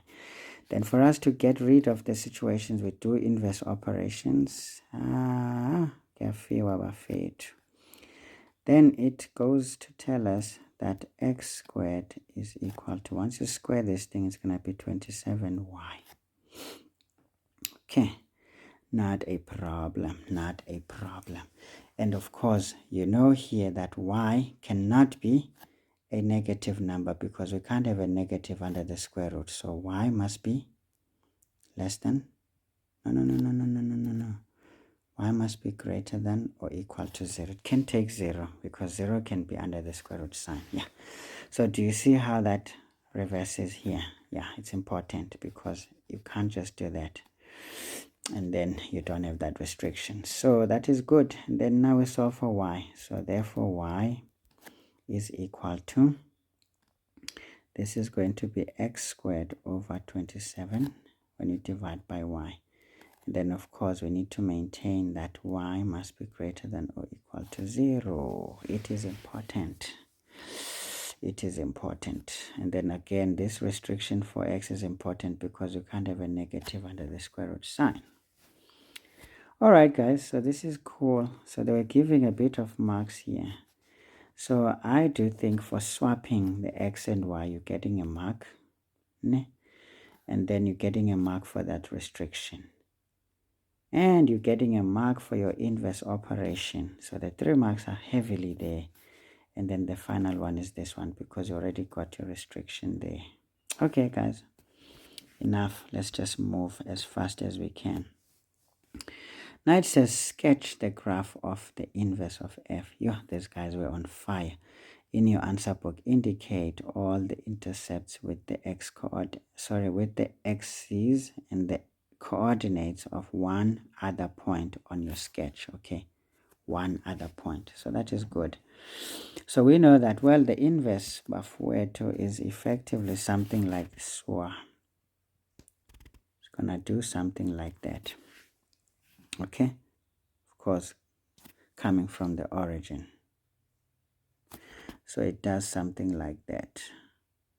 Okay, that is our inverse of f. Okay, that is it. It's always like that, because if it is like this, remember these are symmetrical about this line here. Y is equal to x, which again, if you're drawing this, you probably won't have this one, but if you have this one, then you know you have to show this line, and then you do that. But if you don't have this already, then you can just draw that one alone, and you are good. And then now we know that, well, we're going to have our p prime here, because the inverse is going to be minus 9:3.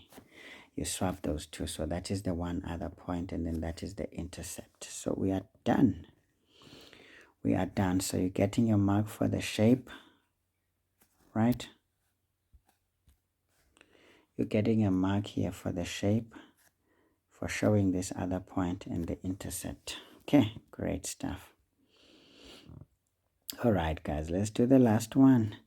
It says now describe the transformation from f, okay? From f. What was f? This is f, okay?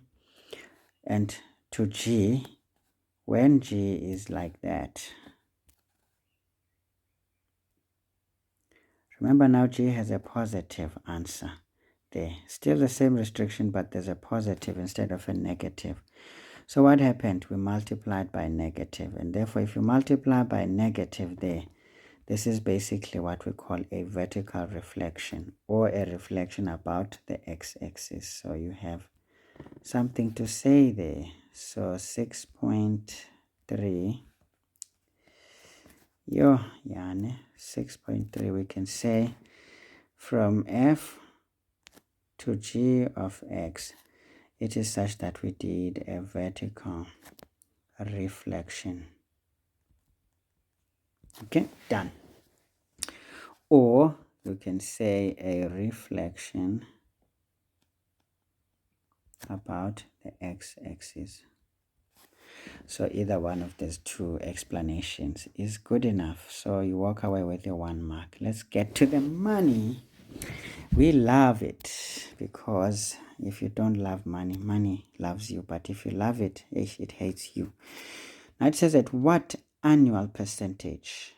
Okay, we want the percentage. Yeah, the interest rate. At what annual percentage interest rate compounded quarterly? So I see these compounding techniques quarterly. A lump sum be invested in order for it to double in 6 years. So that is having all the information we want. So let's go for it. 7.1. So we want this to double. So we can just think about, formulas. Yeah, when. So we have A equals P into 1 plus I to the exponent n.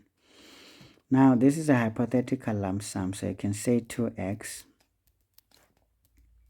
when this one is x. So if it is x, it's going to be 2x into 1 plus I over 4, because this one, remember, it's nominal interest. They set quarterly. Then it's going to be 4 times 6, the exponent. Okay, make sure you don't make those mistakes I almost made. So here you divide by x, so we have 2 is equal to 1 plus I over 4, all to the exponent 24. Now here you don't want to do anything silly. You just take the 24th root on either side, because if you do anything else, there's going to be tears. Now let's see what is the 24th root of see, fancy calculators, man. We didn't have this luxury. The 24th root of 2. So already here we know for a fact that we're going to have here 1 plus I over 4. That cancels out nicely, equals, this one is 1,029,302,237. So this time you don't take any mistake. You just take the whole thing as it comes before you start running into problems. And then of course we're going to say minus 1. Then we know that I over 4 is going to be effectively 0,02. Maybe let's just do it and say minus 1. You know, these numbers have a tendency to change around. So yeah, but effectively it changes around 0,0293022. Now it says 364. It's showing up all the others that we're hiding because we took a digit, but already it tells you that it rounded off to the 7, so it's not really different. It's the same thing. Okay, then of course this is whole over 1, then you cross multiply. Therefore it implies that our I is going to be, and now when we multiply, what did I do there, man? Come on, 0,02930223464. Multiply that by 4. So I'm getting 11, wait, what is that now? Getting 0,1172 089. I mean, these ones are not important at this point because we're going to multiply by 100 and divide, so this is fine. We can just multiply by that, so therefore the interest is going to be 11.72%. Okay, easy stuff. Okay, all right, okay. Yabafethu isikhathi kanti senze njani namhlanje? Ngiqhela ukucruiser fast so hey bafethu marks eziningi ke la. So this one is mark worthy bafethu, this one is mark worthy, hey? And then doing the mathematical gymnastic here is also important, the fourth root, whatever that thing is, and then coming out and solving certain things in this one and that one. How many marks? 5 marks. Okay, there's one extra mark, I think, for dividing by 4 here for the nominal interest is much more important. So there's 1, 2, 3, 4, 5. Son, I'm giving more. No. That one is not necessary. I think the ones I chose are fine. So those are 5 marks. Easy 5 marks. 7.2. Oh, we don't need to write it there. Yeah, hey, okay, bafethu, so this is how that one goes. We're not gonna spend too much time on that. So let's start with 7.2.1. So let's first deal with this one. It says Simon buys furniture to the value of 10 skodo. Okay, 10 skodo, 10,000 rands. He borrows the money on the 1st of February. Again, capture these time periods, okay? 1st February 2020 from a financial institution that charges interest at a rate of 9.5 per annum compounded monthly. So this is important. So we're going to be dealing with the nominal interest here. He agrees to pay monthly installments of, so he's going to be paying a bit of a reasonable amount. Okay, that is it. And then the agreement of the loan allows him to pay equal monthly installments from the 1st of August 2020. Okay, not a problem. Let's do our timeline here. Timeline is critical. Without it, everything will look a bit silly. T0, this is when we're taking the loan of 10 skodos. Yeah. And then, well, we're going to have T1 is so, where we'll be paying this money, 240 skod. Hey, actually, wait. We're not going to be paying this money here. Yeah, when? Okay. Maybe let's just write T1. But we're not paying anything there. And then now, the 1st of August is how many months? Remember, we always have a month before we pay, right? So this is going to take us through to July, the 1st of July. So let's count how much is that. It's going to be the 1st of,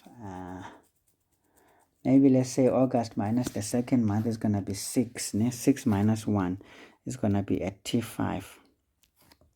So we're not going to be paying up until T5 because on T6, this is when we start paying our 240 rands. No.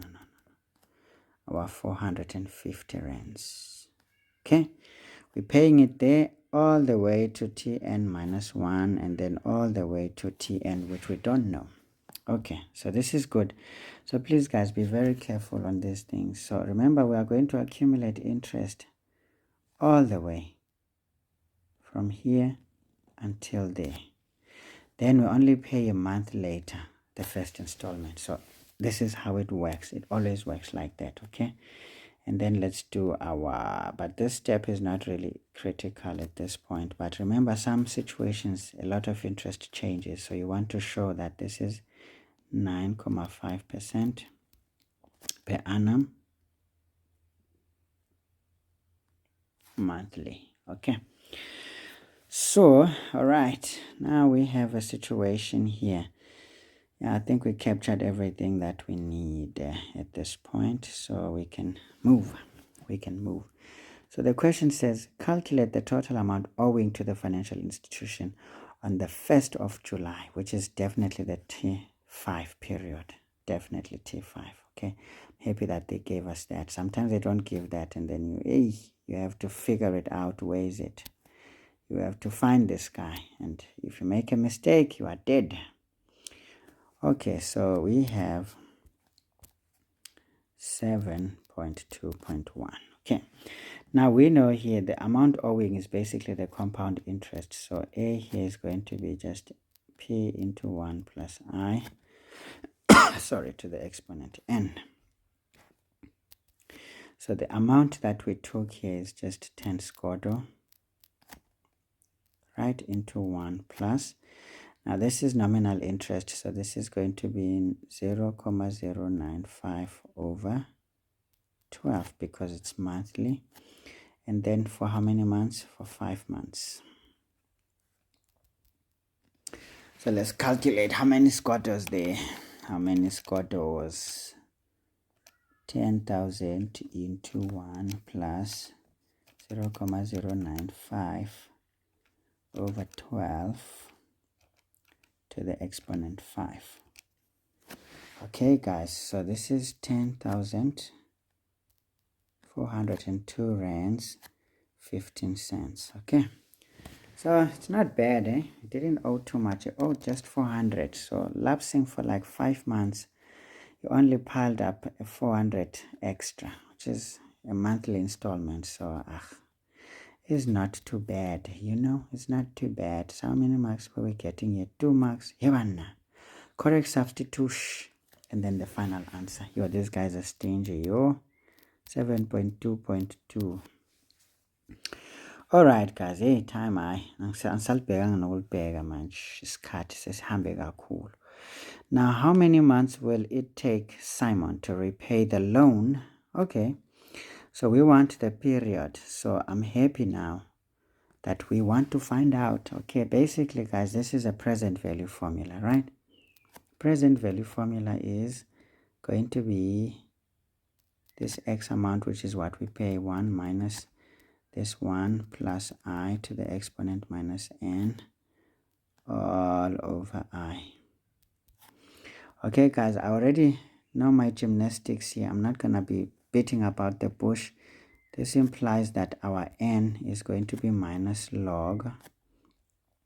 Our value here is going to be this, divide by that, and then taken from 1. So it's going to be 1 minus pi over x, okay? The base is going to be that expression is 1 plus I. So please know this by heart so that you don't waste time trying to sort this thing out. So what do we know here? This is minus log. This is 1 minus p. Remember the p is going to be that amount owing. 10,040. It's going to be 10,042 rands. 15 cents. Remember, I already rounded off. Don't try to not round off. Always use what you've already done because it was an answer already. But if it was an intermediate step that you did on your own, don't round off already. But because it was an answer required, you already had to round off. So you just put it as it is rounded off. Okay. So this is multiplied by, now the nominal interest is 0.095 over 12. All of this one is divided by 450 rands, right? Right, and then our base is 1 plus 0.095 over 12. Okay, let's get this one. Minus into, so we're dealing with complicated things, but you already know how to deal with these things. You already know it's 1 plus 0.095 divided by 12. There is the base. Then we go to our lovely thingy there. So it's 10,402 rands, 15 multiplied by 0,095 over 12. That divide by 450.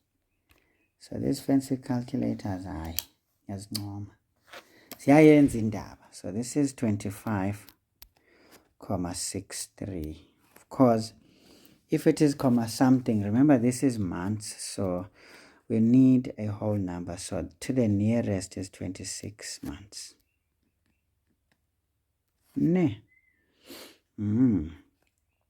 This is how you do it, Bafwet. So it will take 26 months to pay this thing. In fact, maybe let's conclude. Therefore, n is 26 months. All right. That sounds cool. That sounds cool. How many marks were we getting there?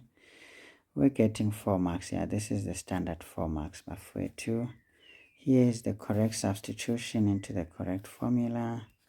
The answer. But now there's a bit of a gymnastic that you had to do there, so you're getting a mark for that. I don't know where's the other mark, bafowethu. Hayi aninyekeni ukuthi kuphi ilahlekile. Maybe we can give you a mark there. All right, how much space do we have here to finish off? Okay, yeah, we still have enough. Now it says, what is the balance of the loan immediately after someone paid the 25th payment? Okay, just before. Okay, fine. So this is now, what is this? 7.2.3. So 7.2.3, we know that, okay, the balance outstanding here, I always choose this one, compound interest for the same period minus the future value. So this one is much better. It makes a lot of sense, honestly. Other things, they just confuse me. Okay, maybe let's just move this one a bit back so that we don't run into problems. So we had 10,042 rands, sorry, and 402 rands, 15 cents. This one is I plus 0,095 over 12. Now remember the period is going to be 25 right there. Minus the future value is 450 into 1 plus 0,095 over 2. This is all raised to the exponent 25 minus 1.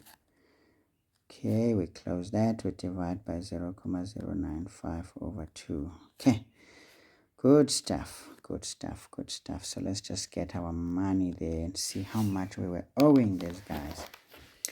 So this is 10,402 rands, 15 cents into 1 plus 0,095 over 12. This is all raised. This is all raised to the what is that? This is all raised to the exponent 25. I don't know what I was trying to write there. I was trying to commit suicide.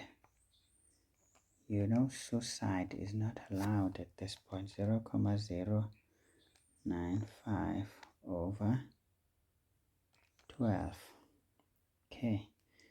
We're raising that also to exponent 25, and then we're subtracting 1. We close our bracket, and then we come down here, and then we divide this one. Yes, 0,095. That's not different from what we've been doing. Yeah, see, I'm missing it to a 1 day. And that was going to bring tears to somebody's eyes. So I'm getting here 282 rands, 36 cents. So do you see, he owed far less than he was going to pay. But now it means the next month he just pays this small amount. Or if he likes, he can just add on this one on that 25th month, because it's effectively 25 months. But yeah, That is the story there before too. So this is easy as that. I'm happy that they're asking questions that are probably not too different from one another. That means here, guys, you're getting a mark for that and then a mark for that. No. No, you're not getting a mark here. So it's for everything and then the answer. Yo, 2 marks. This is 3 marks, man. 3 marks, man. Okay, guys, I hope you're enjoying the revision so far. And of course, the resolution, I hope it's not going to be so bad.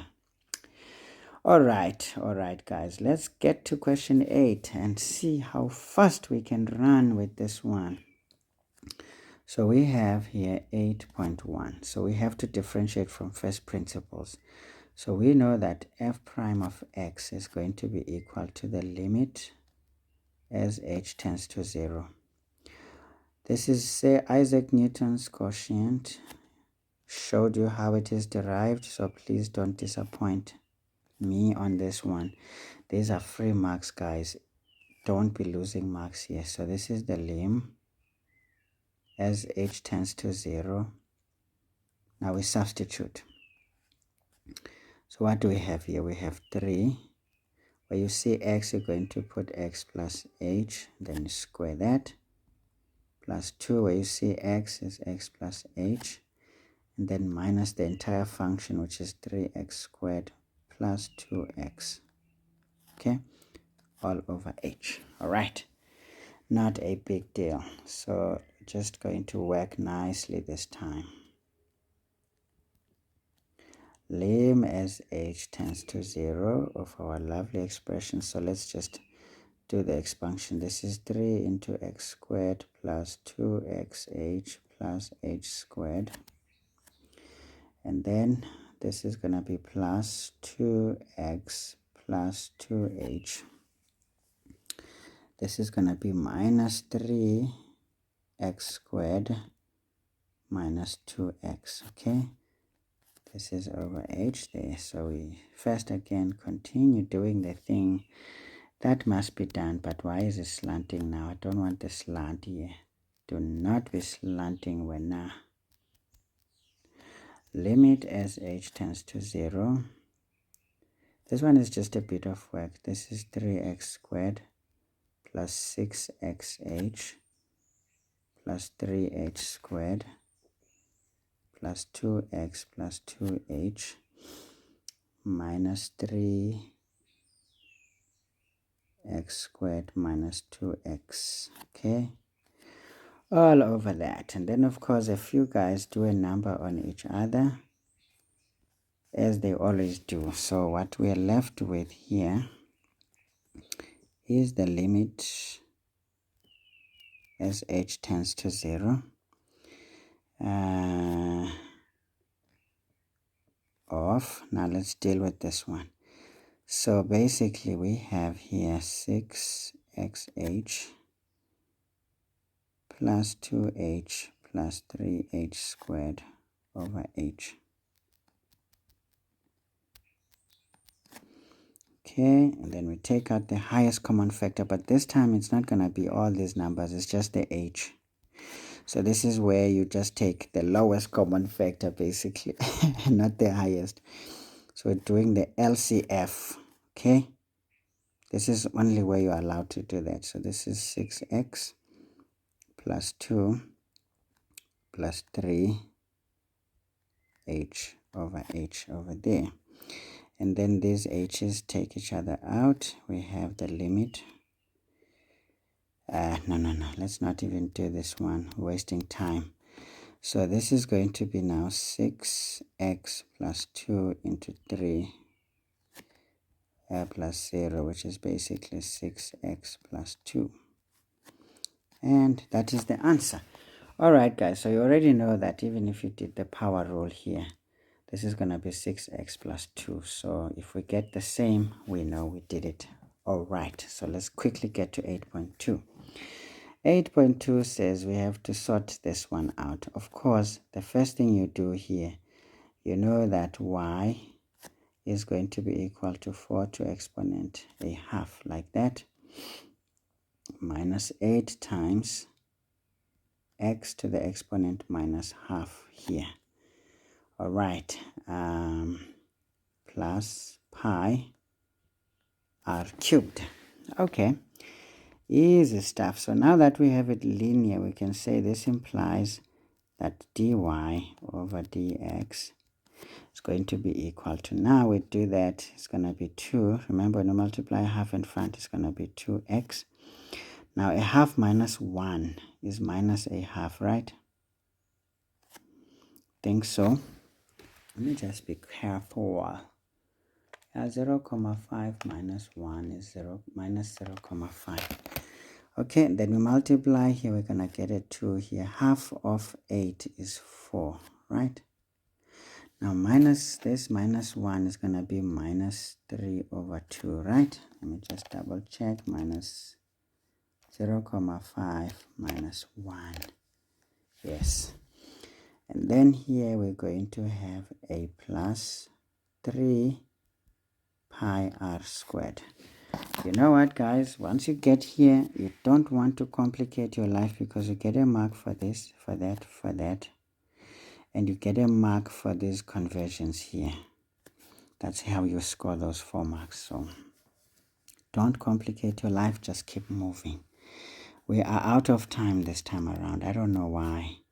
The graph of g of x has a minimum, g of x equals, x squared plus b over x equals to 96 has a minimum value at x equals sugar. You know what, guys? This question is wrong. So it doesn't make any sense. You can't have 2 equal signs and you have an equation there. So all of this is not really making sense. And I've had the liberty of the memorandum here. Checked it, it's chucked out. So let's not waste any time here, because we already don't have it. Thank you to that memorandum. If we didn't have it, we're going to sweat for nothing. Okay. Now let's look at question 9. Question 9 says the graph of h equals minus x cubed. So I'm always a guy who likes to interpret my graphs. I know this looks like an unnecessary thing. So I know a here. Okay, it's not a, but the coefficient there. All right, so the coefficient here before 2. Remember now the a is put elsewhere. Yabona asinovana xa wenza kanje. Esan, yabona le nto iyangiqhela ngo. Hayi wena man.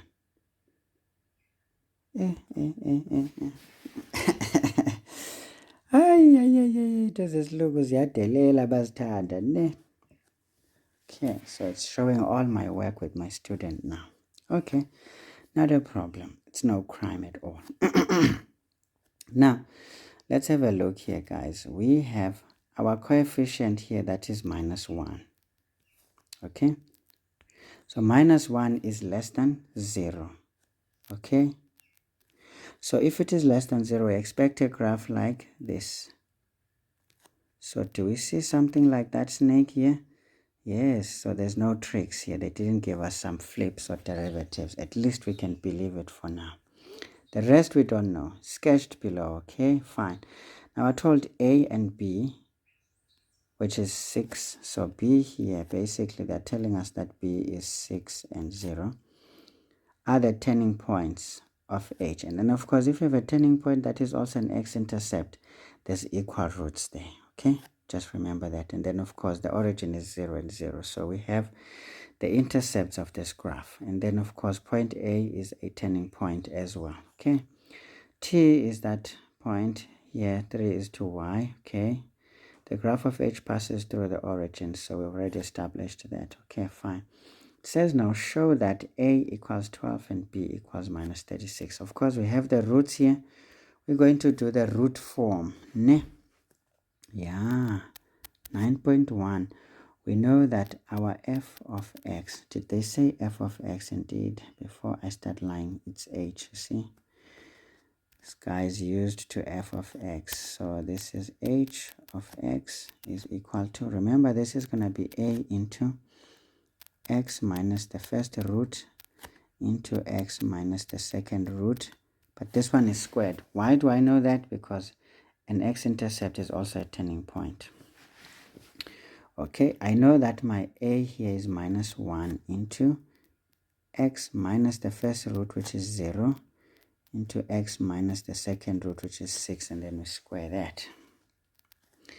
Then we work things out. We have minus 1 into, this is x into x squared minus 12x plus 36. Okay, so we have minus 1 into, distribute this one, is going to be x cubed minus 12x squared plus 36x. Okay,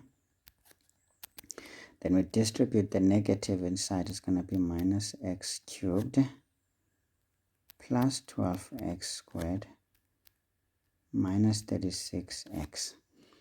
Therefore, we know that our a is a 12, which is that coefficient of x, because they gave us that equation in that manner.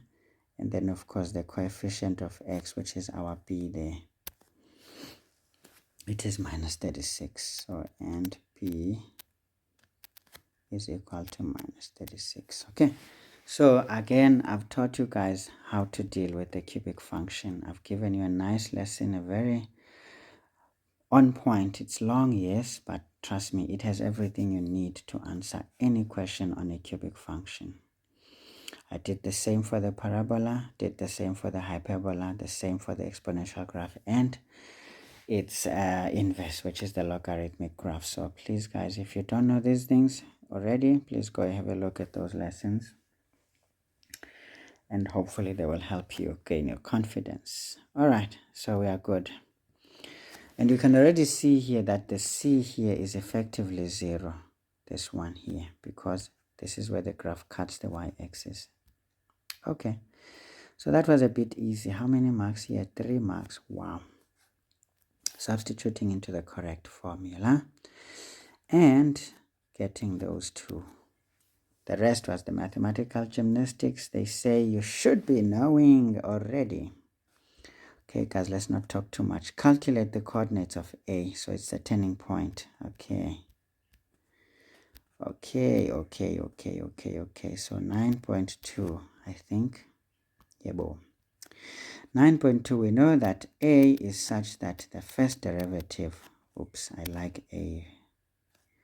The first derivative of h of x is equal to 0, which implies, now we know that we have there is going to be minus 3x squared plus 24x minus 36 is equal to 0.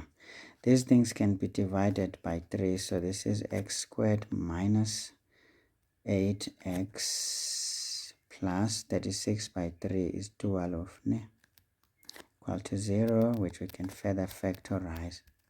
Trust me, learn to factorize, guys, because it will simplify your life. You don't want to be taking too long to do things. There's already even formidable shortcuts. 12 is 6 and 2, right? So we know that therefore x at A is going to be 2, right? Or x at B, which is 6. We already know that that is the one. So we just want, what is the f of 2? Now let's substitute 2 into our original equation and quickly solve this thing. So we have minus here, minus into 2 cubed plus 12 into 2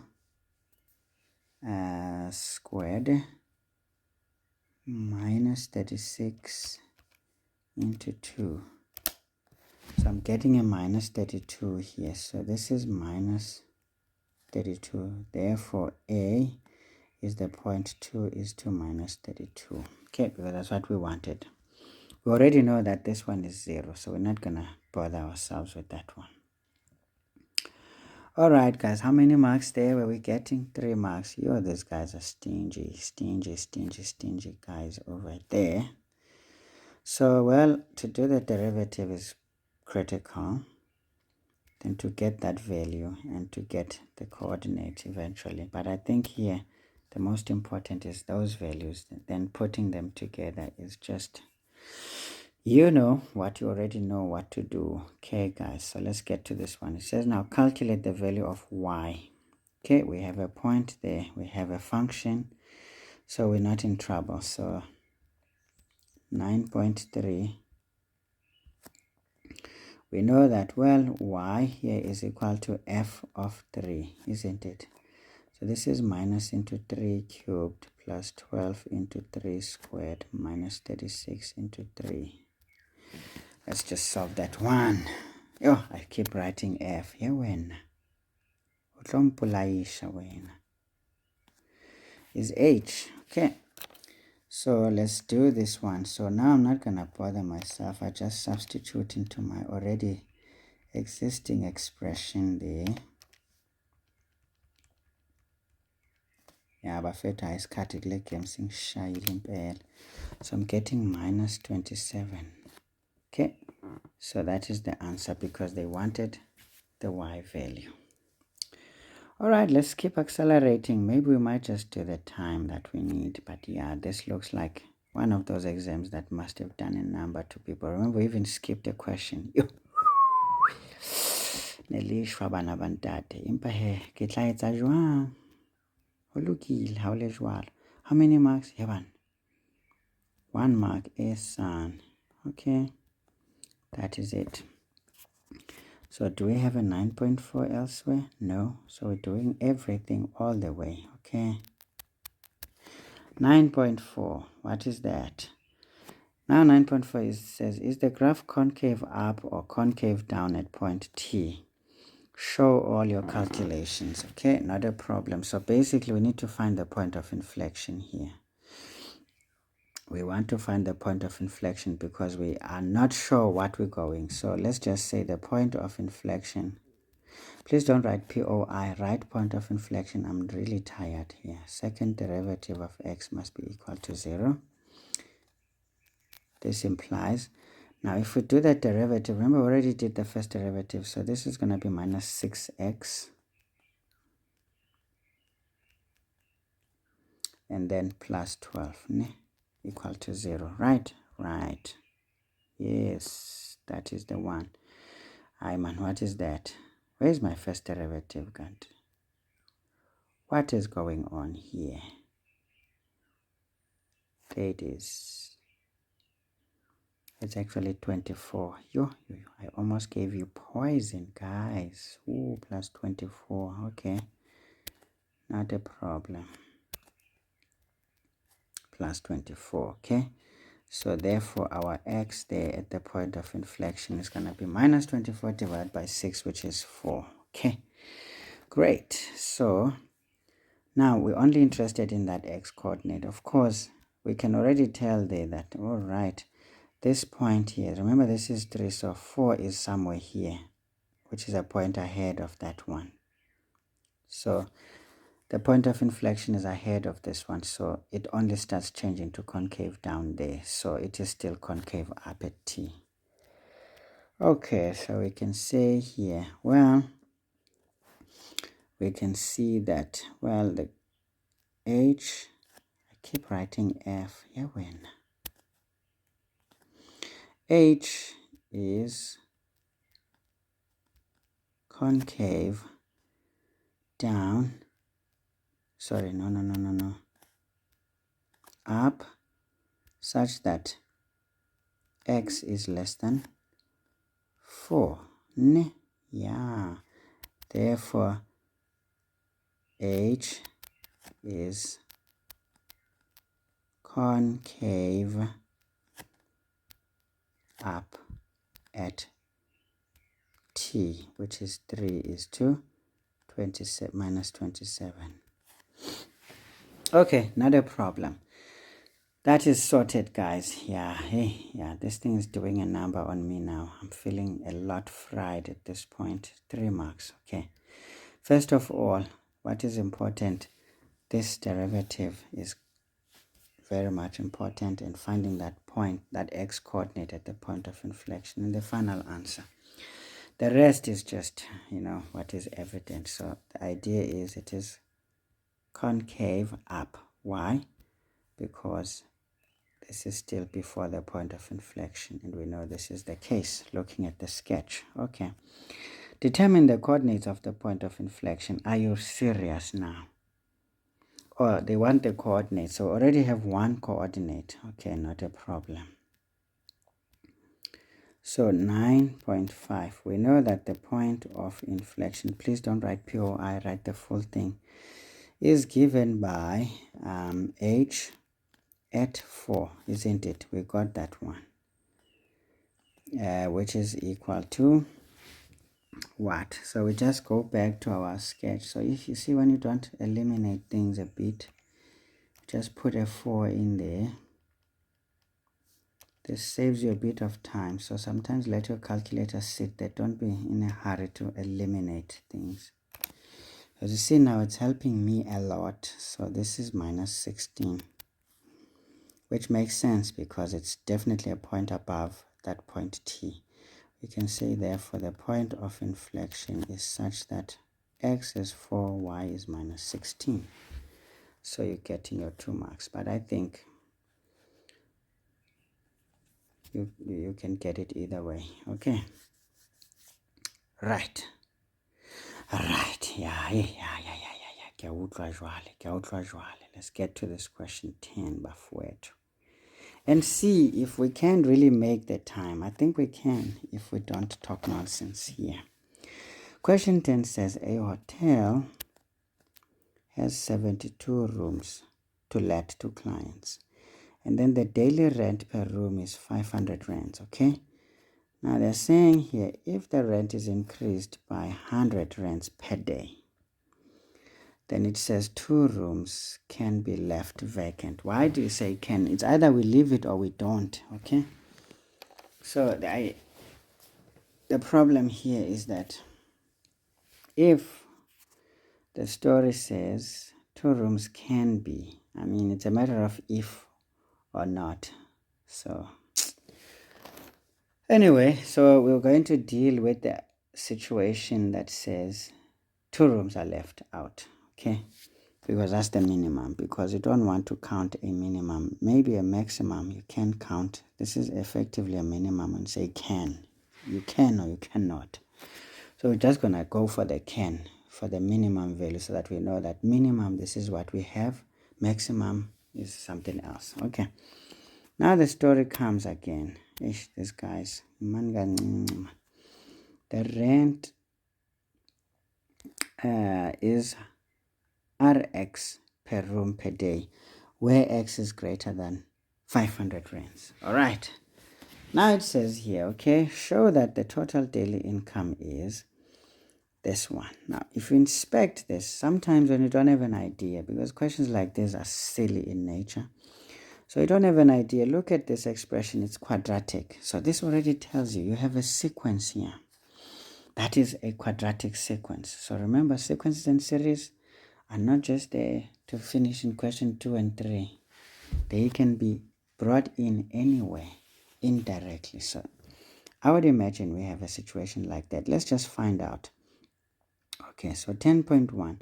We will start and say, fine, we looked at this one. First of all, we had 72 rooms. So we're going to, don't do that. So we had 72. Let's just do 10.1. We had here 72 rooms multiplied by 500, okay? And then this sequence continues. Now we're saying now the second day we will have 70 rooms, because we are changing this amount multiplied by this time 600. And then we're going to go on and say this is still going to happen, that we have 68 times 700. This goes to 66 times 800. Okay, this goes on and on, but you need just 4 terms. So let's clean up these values and see what do we have here. 72 times 500. But remember, okay, maybe let's not get too far, because look at this thing. Our sequence has an x here. And remember, this one doesn't have an x, so this one is not considered. So this one is not considered in our sequence. Okay. because this income basically forms a quadratic sequence, but we'll test and prove it. All right, so this case is that case of this madness here. 70 times 600. This is 42,000. So big numbers here. 42 squared. And then we have 68 times 700. So we're getting 47,600 rands. And then we have 66 times 800. This is 52,800. Yep. So we keep subtracting 2 days here. So let's see, Bafet, what is this? What is that? Let's see what is that. Then we do this one and say 52,800 minus 47,600. It says we have 5,200. Then, of course, this is a sequence on its own. And then let's have a look here and see what is that. This one is going to be 47,600 minus 42,000. So we're getting here 5,600. Okay, what is that difference there? This is 5,200 minus, this is minus 400. Basically, I don't need a calculator for it. So, folks, you can do the other one just to prove that you have a constant difference, but I know this is supposed to be quadratic, so this is quadratic. So you already know, guys, when you're dealing with a quadratic sequence, this is the story of your life. So we're doing sequences and series now in a very funny way. Applications, Bafwet. So we know what we're going to do there. So by the way, we know that here we want Tn because the income is a term in this sequence as it changes. So let's find out what is Tn here. So first of all, we know that 2a is equal to minus 400, which tells us that a is going to be minus 200. Okay, not a problem. This also implies that b, 3 into minus 200 plus b is going to be equal to the very first term here, which is 5,600.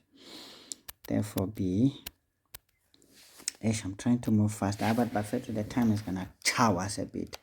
But it was because of all the nonsense talk, because if I didn't talk, I can assure you, we were going to do better, but it's fine. Now let's look at this one. This is 600, so we're going to add 600 here.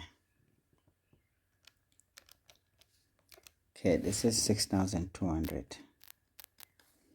Okay, 6,200. That is our B. Do we have enough space? I think we do. We have more than enough. Which also implies that minus 200 plus 6,200 plus C is going to be equal to the very first term, which is 42 squared. Okay, now let's see what is C. Therefore, C is going to be here.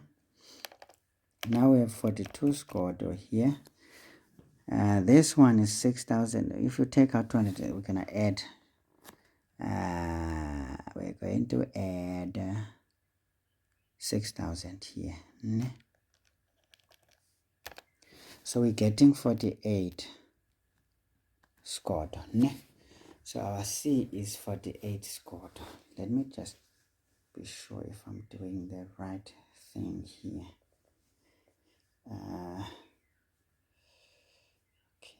Okay.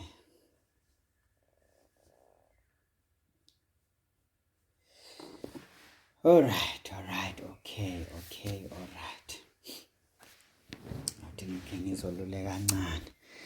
Now let's see bafowethu imani kancinci kwenzeka ntoni.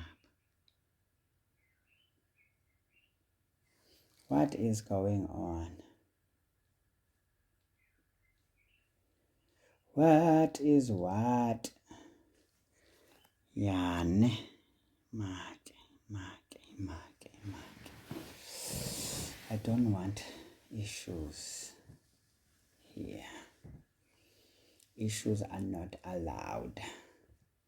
So we are to be meticulous, absolutely meticulous. Let's just double check here. This A is 200. This B is 6,200. Okay. And then this one here, is my A there, which is 42,000. Right.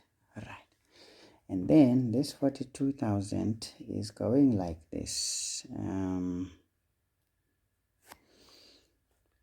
This is 42,000, and then of course this is gonna be this one plus this one plus C.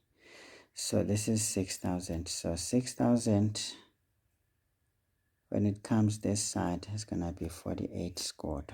Yeah, I think we are right. 48 squared there. All right. Bafwethu. So let's get to this business. So this means that our Tn is equal to minus 200 n squared plus 6,200 n plus 48,000. Okay. Now let's double check first if this represents our sequence. Let's put a 1 in there. So minus 200 into 1 squared plus 6,200 into 1 plus 48 squared there. Hi, it gives me 54,000. Hi man, kanti kwenzeke ntoni ngoku apha?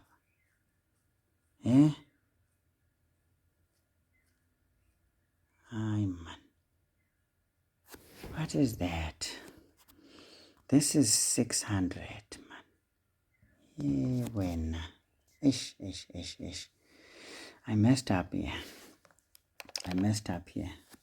So you see it's not representative. So let's see, 3 times 200 is 600. Then here we're going to have 5,000 man. Ay wena man. Yabona izinkinga lezi. So we have here 600. This is minus 600. No, this is correct man. This is correct. Because this is 5,600 plus 600, which is 6,200. Okay, not a problem. But then I know that my A plus B plus C is 42,000. All right. Now let's see, what is this now? Why is it not balancing? Oh yeah, this one comes in. It's positive already. Signs bafethu. Yani. Signs will do a number on you. Okay, this is wrong. Because if you transpose a 6,000, it becomes minus 6,000. So 42,000 minus 6,000. Yeah, it's already doing stuff on me. 36,000. Okay, that is the one. Okay, let's see when we put 36,000. Is it making any difference? Now, okay, let's do it again. Minus 200 into 1. I'm only going to check this one, guys. You will check the rest when you have time. Right now is injury time. We are out of time. We're so out of time. I don't even know my name. So yeah, we're getting 42,000. So this time, this checks out. So we know that our Tn is like this. Now the question is, what is Tn? We know that the income is basically this 200 n squared plus 6,200 n plus 360, okay, which is 36,000. Now this is the income, because remember every day That is the sequence. So this sequence gives us the income, basically. So do you see the correlation here? The correlation is that Tn is effectively the income. Easy stuff. But now this income is not exactly the way it is out there. So they told us that x is a value that is greater than 500. Okay, so we know that we have a but to tell. Say but what? X is such that we have 500 plus 100, and it keeps on going on each day to 500 plus 100 plus another 100, and then it goes on to again 500 plus 100 plus 100. Oh, I ran out of space. I'm sorry there, guys. Oops. Maybe let's just be constructive and save space here. And then, of course, we're going to say here 200 into 500 plus 300. Okay. So if you look at this thing, guys, what is happening here? What is happening? Now, focus on these values here. These values are increasing by 100, while this one is constant. So what does this tell us? We have an AS, because if you take this, guys, think about it. If you take this value here and subtract that, and take this value here and subtract that, we will get a constant. But we want to be smart about our constant here. But let's see if there's a way of doing it right, you know. I'm trying to see if there's a crafty way we can do this so that we don't run into problems. But let's first see if this is an AS. So this is 600, this is 700. Yeah, it's an AS. The common ratio here is 100 rands. Not common ratio, but the common difference is 100 rands. Ne? Yeah. Now it is making a bit of sense. Ne? I think so. So basically, guys, what do we have here? This is an AS. And this question was difficult, quadratic, and then going into an AS, and our time is up. Bafwetu. Quadratic, it's up when we're about to be done anyway. So let's deal with this one. So what do we know? We know that Tn. Remember, this is happening on this day. This day here of 500 plus x coincides with this day of this income. So we know that this Tn, the n basically is the number of days in a way. So we know that Tn is a plus n minus 1 times d. And what is Tn? Tn in this instance, remember Tn here coincides with x, because x has this series of its own. Sequence of its own. So let's deal with this one. Just like this. So we're going to have here, this is a, which is 600 plus n minus 1 into 100. Okay, great. So actually we can now substitute n for x. This is x. Okay, this is x. This implies I'm forgetting my maths here.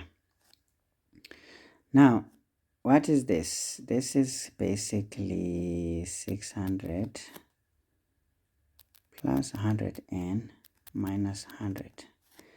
And then, therefore, our x here is going to be 600 minus 100 is 500 plus 100n. And then now we know, okay, these two, since they were interchangeable, now we can actually find a way of expressing n in terms of x. We can say this tells us that our n, which is basically a number of days, because this is the sequence in terms of days.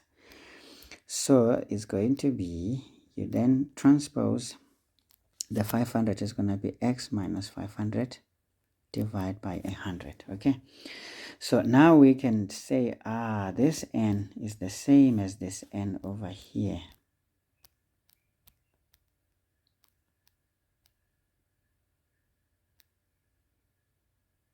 Where's my stuff now? My stuff is missing. Yeah, man. This one. Yeah, this question was crazy, man. These are the ridiculous questions. Why would you ask matriculant such a question? It's horrible. I mean, look, I'm dealing with 2 sequences here for just 5 marks. It's like I'm working for how many marks here? 12 marks or something. It's crazy. Unless there's a shorter method. Maybe there is, but we'll find out. We just use the maths that is for grade 12, which I think is a bit fair. But if we get stuck bafethu siyayiyeka le riding siyayiqonda inkinga ziba khona sometimes. Okay, so we can say put bengifuna ukwenza kanje man. Let's just do it. We can say put n equals x minus 500 over 100 in tn, or just say the income to the income value. So this implies that our income is going to be equal to minus 200 into, instead of n we put this one, x minus 500 over 100 squared. We had a plus 6,200 into this thing over 100. Okay, it looks like I'm running out of space, so let me try to move things closer. And then let's do this one as well. Chechelakwana ntat, chechelakwana. Wabona hore hothata mona. Okay, so let's move this guy again a bit closer so that we can have enough space to work. So we have here ourselves a plus, what was this one? 36,000, was it? Yeah, 36 scored. All right, Bafwet, now we just have to simplify this thing. Right. So we're going to have here minus 200. Now when we do this one, the numerator is going to be x squared minus 1000x plus 500 squared is 250 squared. Let me just double check in case I lie. Yes, it's 250 squared. And then all of that is going to be over, this one is going to be 1000. Wait, 100 squared is 10,000. 10 squared is like this. Hey, here we're just going to have 6,200x minus, let's do this one, 6,200 times 500. Yo, is 31 gorillas. Yeah, when it's actually 3.1 gorillas. Yo, this is 3,100,000. So this one is basically 3 gorillas, 3.1 gorillas. Yeah, when of course this one multiplies the numerators, so let's just say all of that divide by 100. It's not affected. And then of course plus our 36 squared there. Okay, yeah, this expression is crazy, guys. You will forgive me for this one, is horrible. Then we multiply the x inside here. This is minus 200 x squared. Let's already deal with this one. Divide by 10 squares, 10,000. Remember, this will divide each of those terms. Then this one is going to be plus because of the negative. 10,000 by 200. Yo. Times 200. Yo. Hayi wena. Kwenzakala. Why am I getting 2 million? Yonke. Ya wena. Hayi, makancinci wena man. Khawume kancane. 1, 2, 3. This is 1,000 man, not 10,000. 1,000 times 200. Hi, this is 200 squatters. So this is plus 200,000 over 10,000. Okay, plus now 2500. Yo, 250 squatters. Yawafethu. Ay. Hey nina man. Benenzani la kanti? Times 200. Bekwenzakalani la? Yewena. This one is saying 50 gorillas. This is 50 million.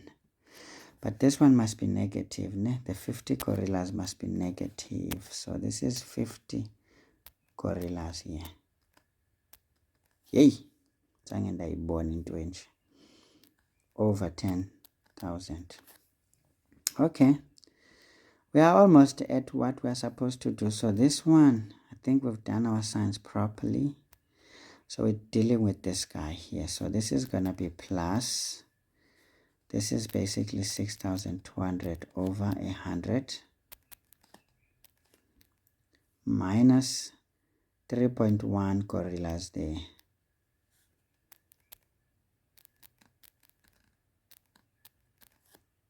Hi, yaxoka wena man. What is that ngo? Yeah. 3.1 gorillas is like that. Ne? Yeah. And then these gorillas are divided by 100 rands because remember, this 100 divides each one of those terms. And then finally we add our 36 squatters. Yeah, harilweng man. Harilwaneng banabis. So now we have minus 200 divided by 10,000. This is minus 1 over 50 x squared. And then here we have minus. Now let's deal with this one. 3. Them gorillas there divide by 10,000. It's giving me 310. Ne. Okay. Alright, okay. Yeah, kuyafika la bafethu. Ngiyayibona lento ukuthi hayi benisenkingeni laphana. Angini blame bafethu. Hayi man denze ntoni apha. Yabona wasendenze zomqalama. Asikakafiki apha wena man. Sungca. Siselapha phezulu. So this is 200 gorillas. 200 gorillas divide by 10 gorillas. Not gorillas. Hey, these are squatters, man. 200 squatters divide by hey, 10 squatters. Okay, this is 20 bafowethu. And I think in ngikhohle u-x wami laphana.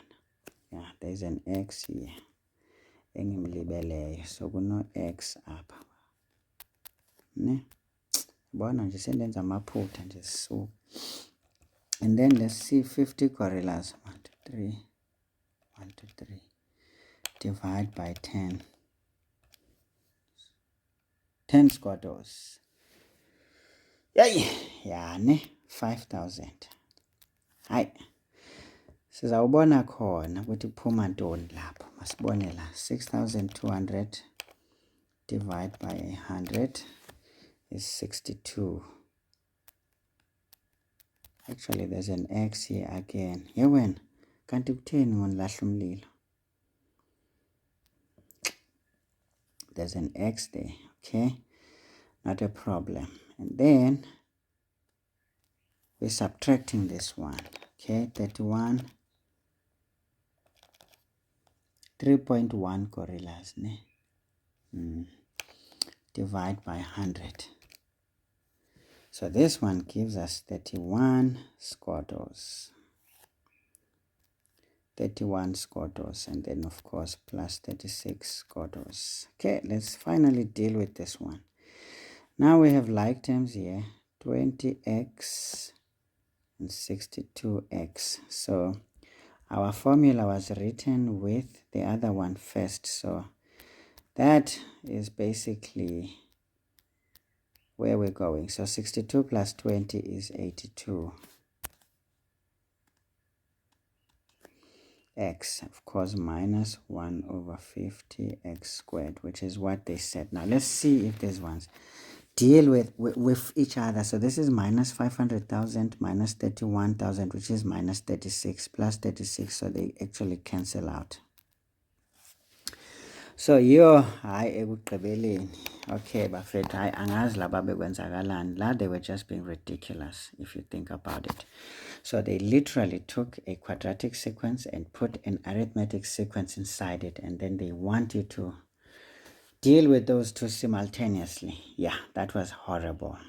But it's grade 12 mathematics that we applied here, which I think you are able to follow. All right, guys, so that is it. Of course, this is a question where when you lose time like I have already, so I mean, we are beyond we're beyond 3 hours now. So if you run into such a problem, you just take this answer and you apply it here and just get 2 marks at least. Don't get 0. Just get 2 marks here because you just derive here. So maximum, so it says now calculate the maximum daily income per room. Okay, so basically, now we're going to take our income function here. So this is 10.2. Was it 10.2? Yebafethu. Benenzani la? 10.2 is effectively saying here for maximum income, it is such that the income in terms of x, the income prime, must be equal to 0. Ne? Then now let's derive here.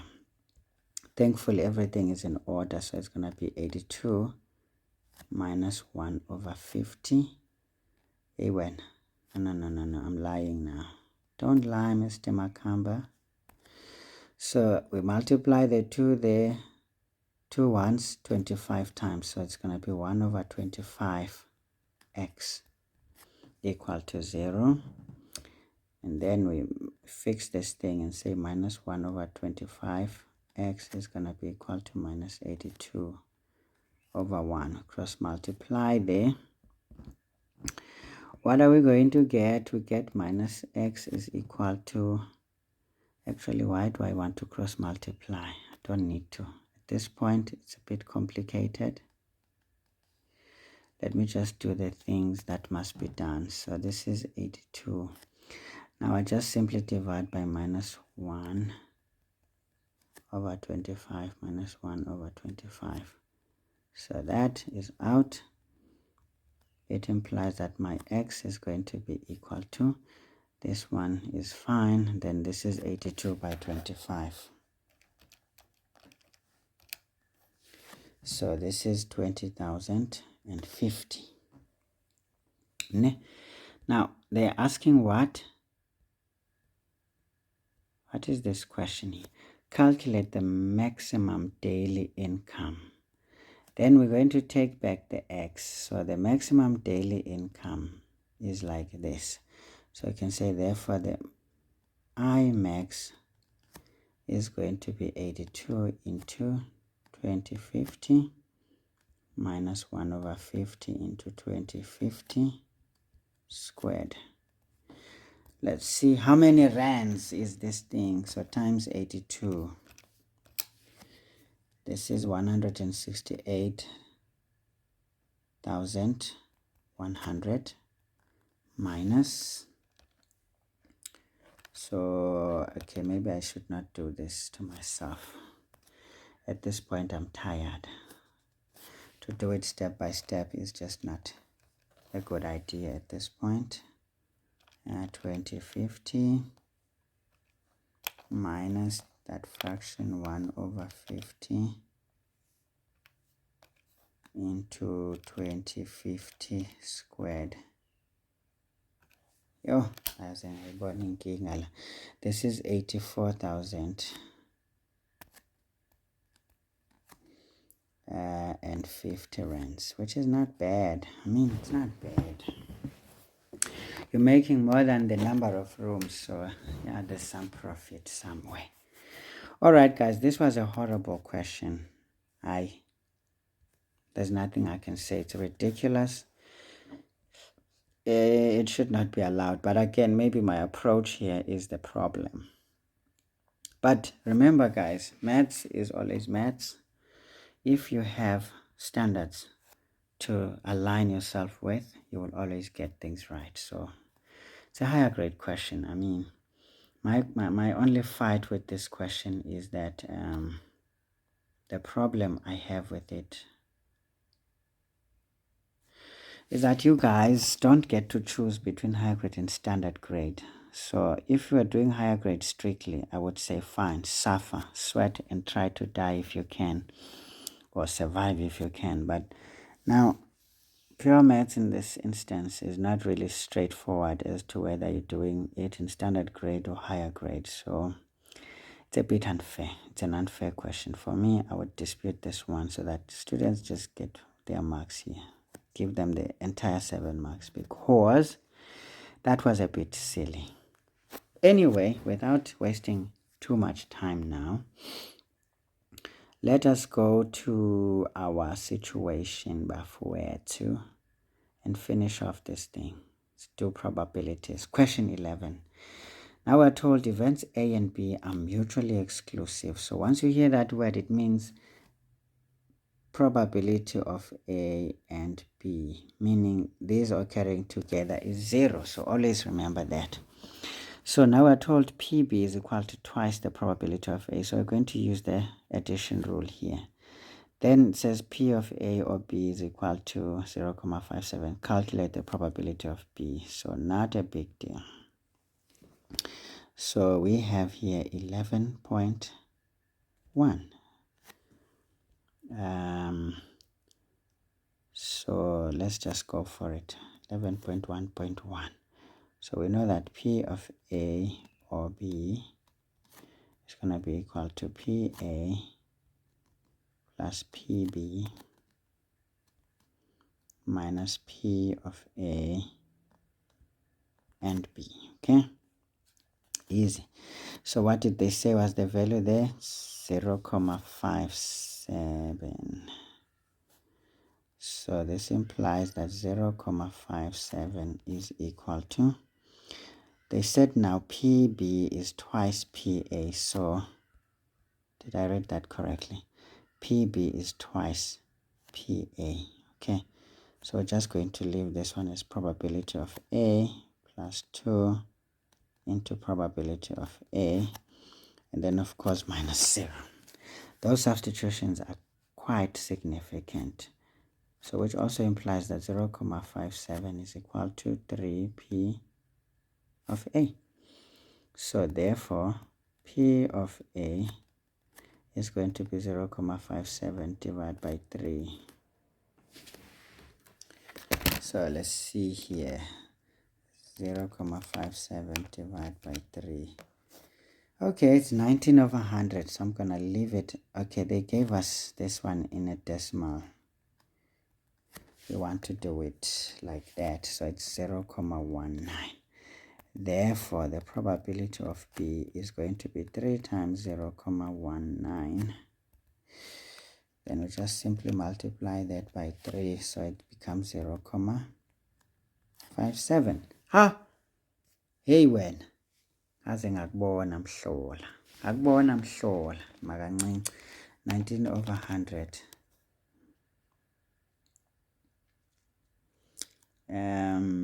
Is like this one times 3.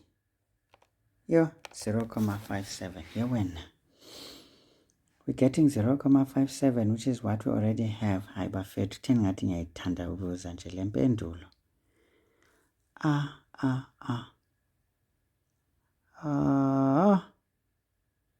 Hayi enye indaba ke le ngo. Ke ngwe taba nthwena. No man, yeah man, I did a stupid thing. So this is 2 man. 0.19 times 2, not times 3. Why is it going like that? Now I can rest my brain. Okay guys, so how many marks here? 3 marks. Okay, I'm pretty sure this one and that Let's just say that one and the general substitution is important. Okay, maybe not, because this is important and that is important. So one of the marks, let's just say the general substitution there, determining the probability of A and then eventually getting the probability of B, is important. Okay, so now let's go to 11.2. Yani bekuliwa bafowethu, bekuliwa la. So 11.2, so we have 11.2.1. 11.2 says a box of 40 calculators, how many are there? 40, is sent to a store by a supplier. The owner of the store is not aware that 5 of the calculators are defective. 2 calculators are selected at random from the box, the first one not being replaced. See, these are very important before the second one is selected. So now we are creating dependent events here. Okay, now what is that? What is the probability that the first calculator is what is the probability that the first calculator chosen is not defective? Okay, here we need a tree diagram, guys. So let's just do a tree diagram.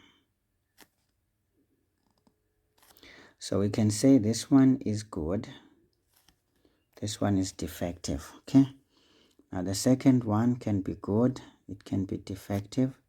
The second one can be good, it can be defective. Okay, now there's 40 calculators, and then they told us how many are defective. 5 are defective out of the 40. Okay, so if we're selecting good, that means we have 35 over 40. And then once we select this one, we're going to have 34 over 39 here. Okay, because we already chosen one. And then here we have 5 over 39. Okay, and then here this is 5 over 40, and then this one is going to be 34 over 39 because we've already chosen there. This one here is going to be 4 over 39. Okay, yeah, my thing is not trying to be better. Okay, that is the story that we have here. Okay, now we're told here, what is the probability that the first calculator chosen is not defective? So we can already see that this question is sitting on this one here. So we can answer here that the probability of good, meaning not defective, sometimes you can say D prime if you want, good is going to be 35 over 40. I mean, leave it as a fraction, it is still acceptable. So it's just 1 mark. 11.2.2. all right, guys, let's look at this one. It says, now what is the probability that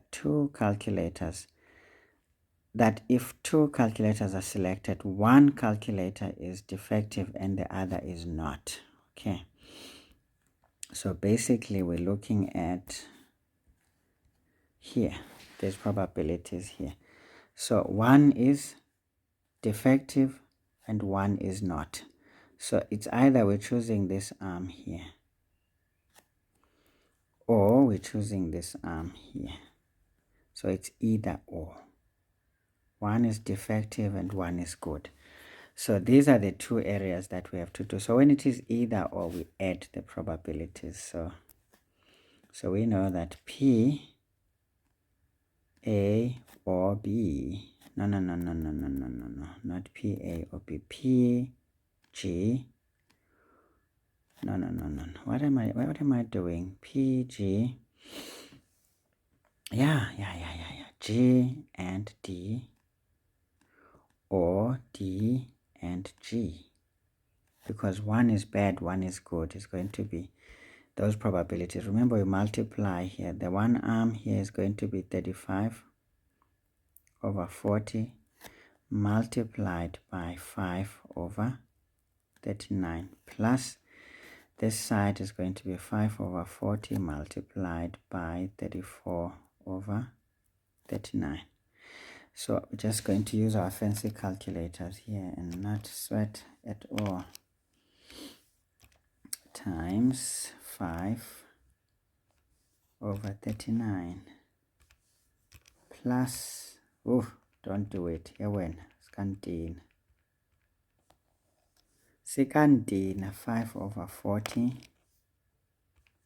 times 34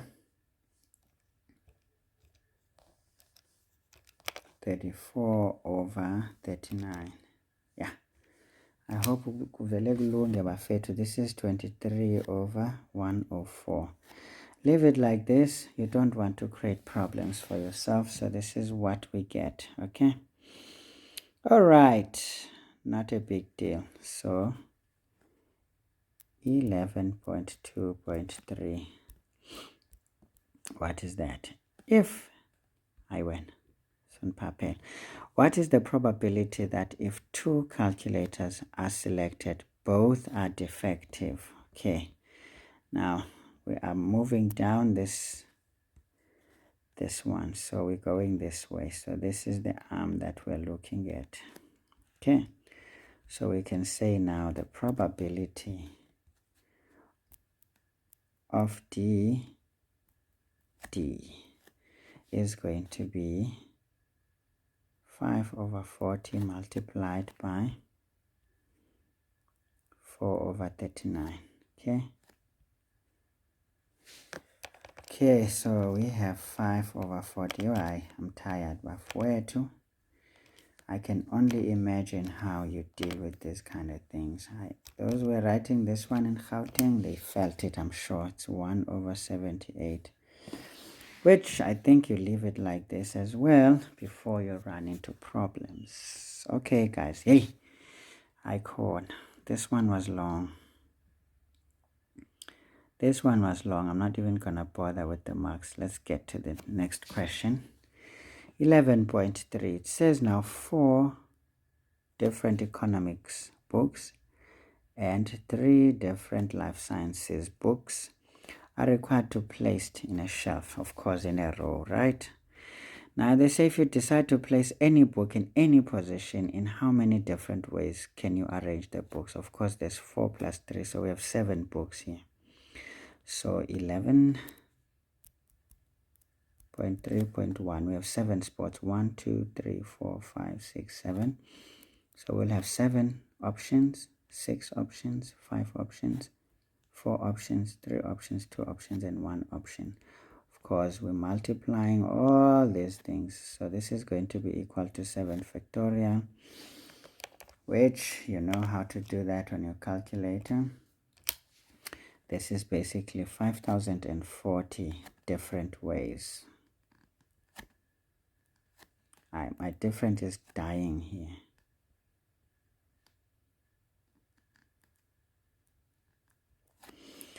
Okay, 11.3.2. So what is the next question? Now it says, if 2 particular books, doesn't matter which ones, must be placed next to each other, in how many different ways can you arrange the books in the shelves? Okay, so if we're going to have 2 particular books, so we're going to say this one is a unit. Then we have 1, 2, 3, 4, 5, 6, 7. Now we have 2 options, 1 option for that. So it's basically a 2 factorial. But remember, this 2 factorial can be there. It can be there. It can be there. It can be there in between, basically. So how many options do we have? It's 1, 2, 3, 4, 5. Can be here 6 as well. 1, 2, 3, 4, 5, 6. So basically, this means we have 2 factorial multiplied by, this is now 1, 2, 3, 4, 5, 6 multiplied by 6 factorial. Okay, so we have 2 factorial, which is just 2 times 6 factorial. So I'm getting 1,440 different ways. All right, so 11.3.3. Hey, my pale lentongo. Okay, I gave too much space for nothing here. All right. Okay, so now it says if all the economics books must be placed next to one another, and all the life sciences books must be placed next to one another, in how many different ways can you arrange the books in the shelf? All right, so that's cool. So basically we have 1 2 3 4, 1 2 3. So it's gonna be 4 3 2 1. Of course, we're multiplying all those options and multiply with this one, which is 3 2 1. But remember, these things are a unit this time, and that is a unit, meaning this one can be here, it can also be there. This one can be here, it can also be there. So we have 2 factorial ways of these factorials. So this is going to be 4 factorial multiplied by 3 factorial multiplied by 2 factorial. All right, so let's deal with that one. 4 factorial multiplied by 3 factorial multiplied by 2. This is 288 different ways. All right, guys, so that is it. That is the end of this Gauteng paper, which was a bit torturous. You can already tell that I lapsed by how many minutes? 30 minutes. So you don't want to be like that. So meaning some of you probably didn't finish writing this thing.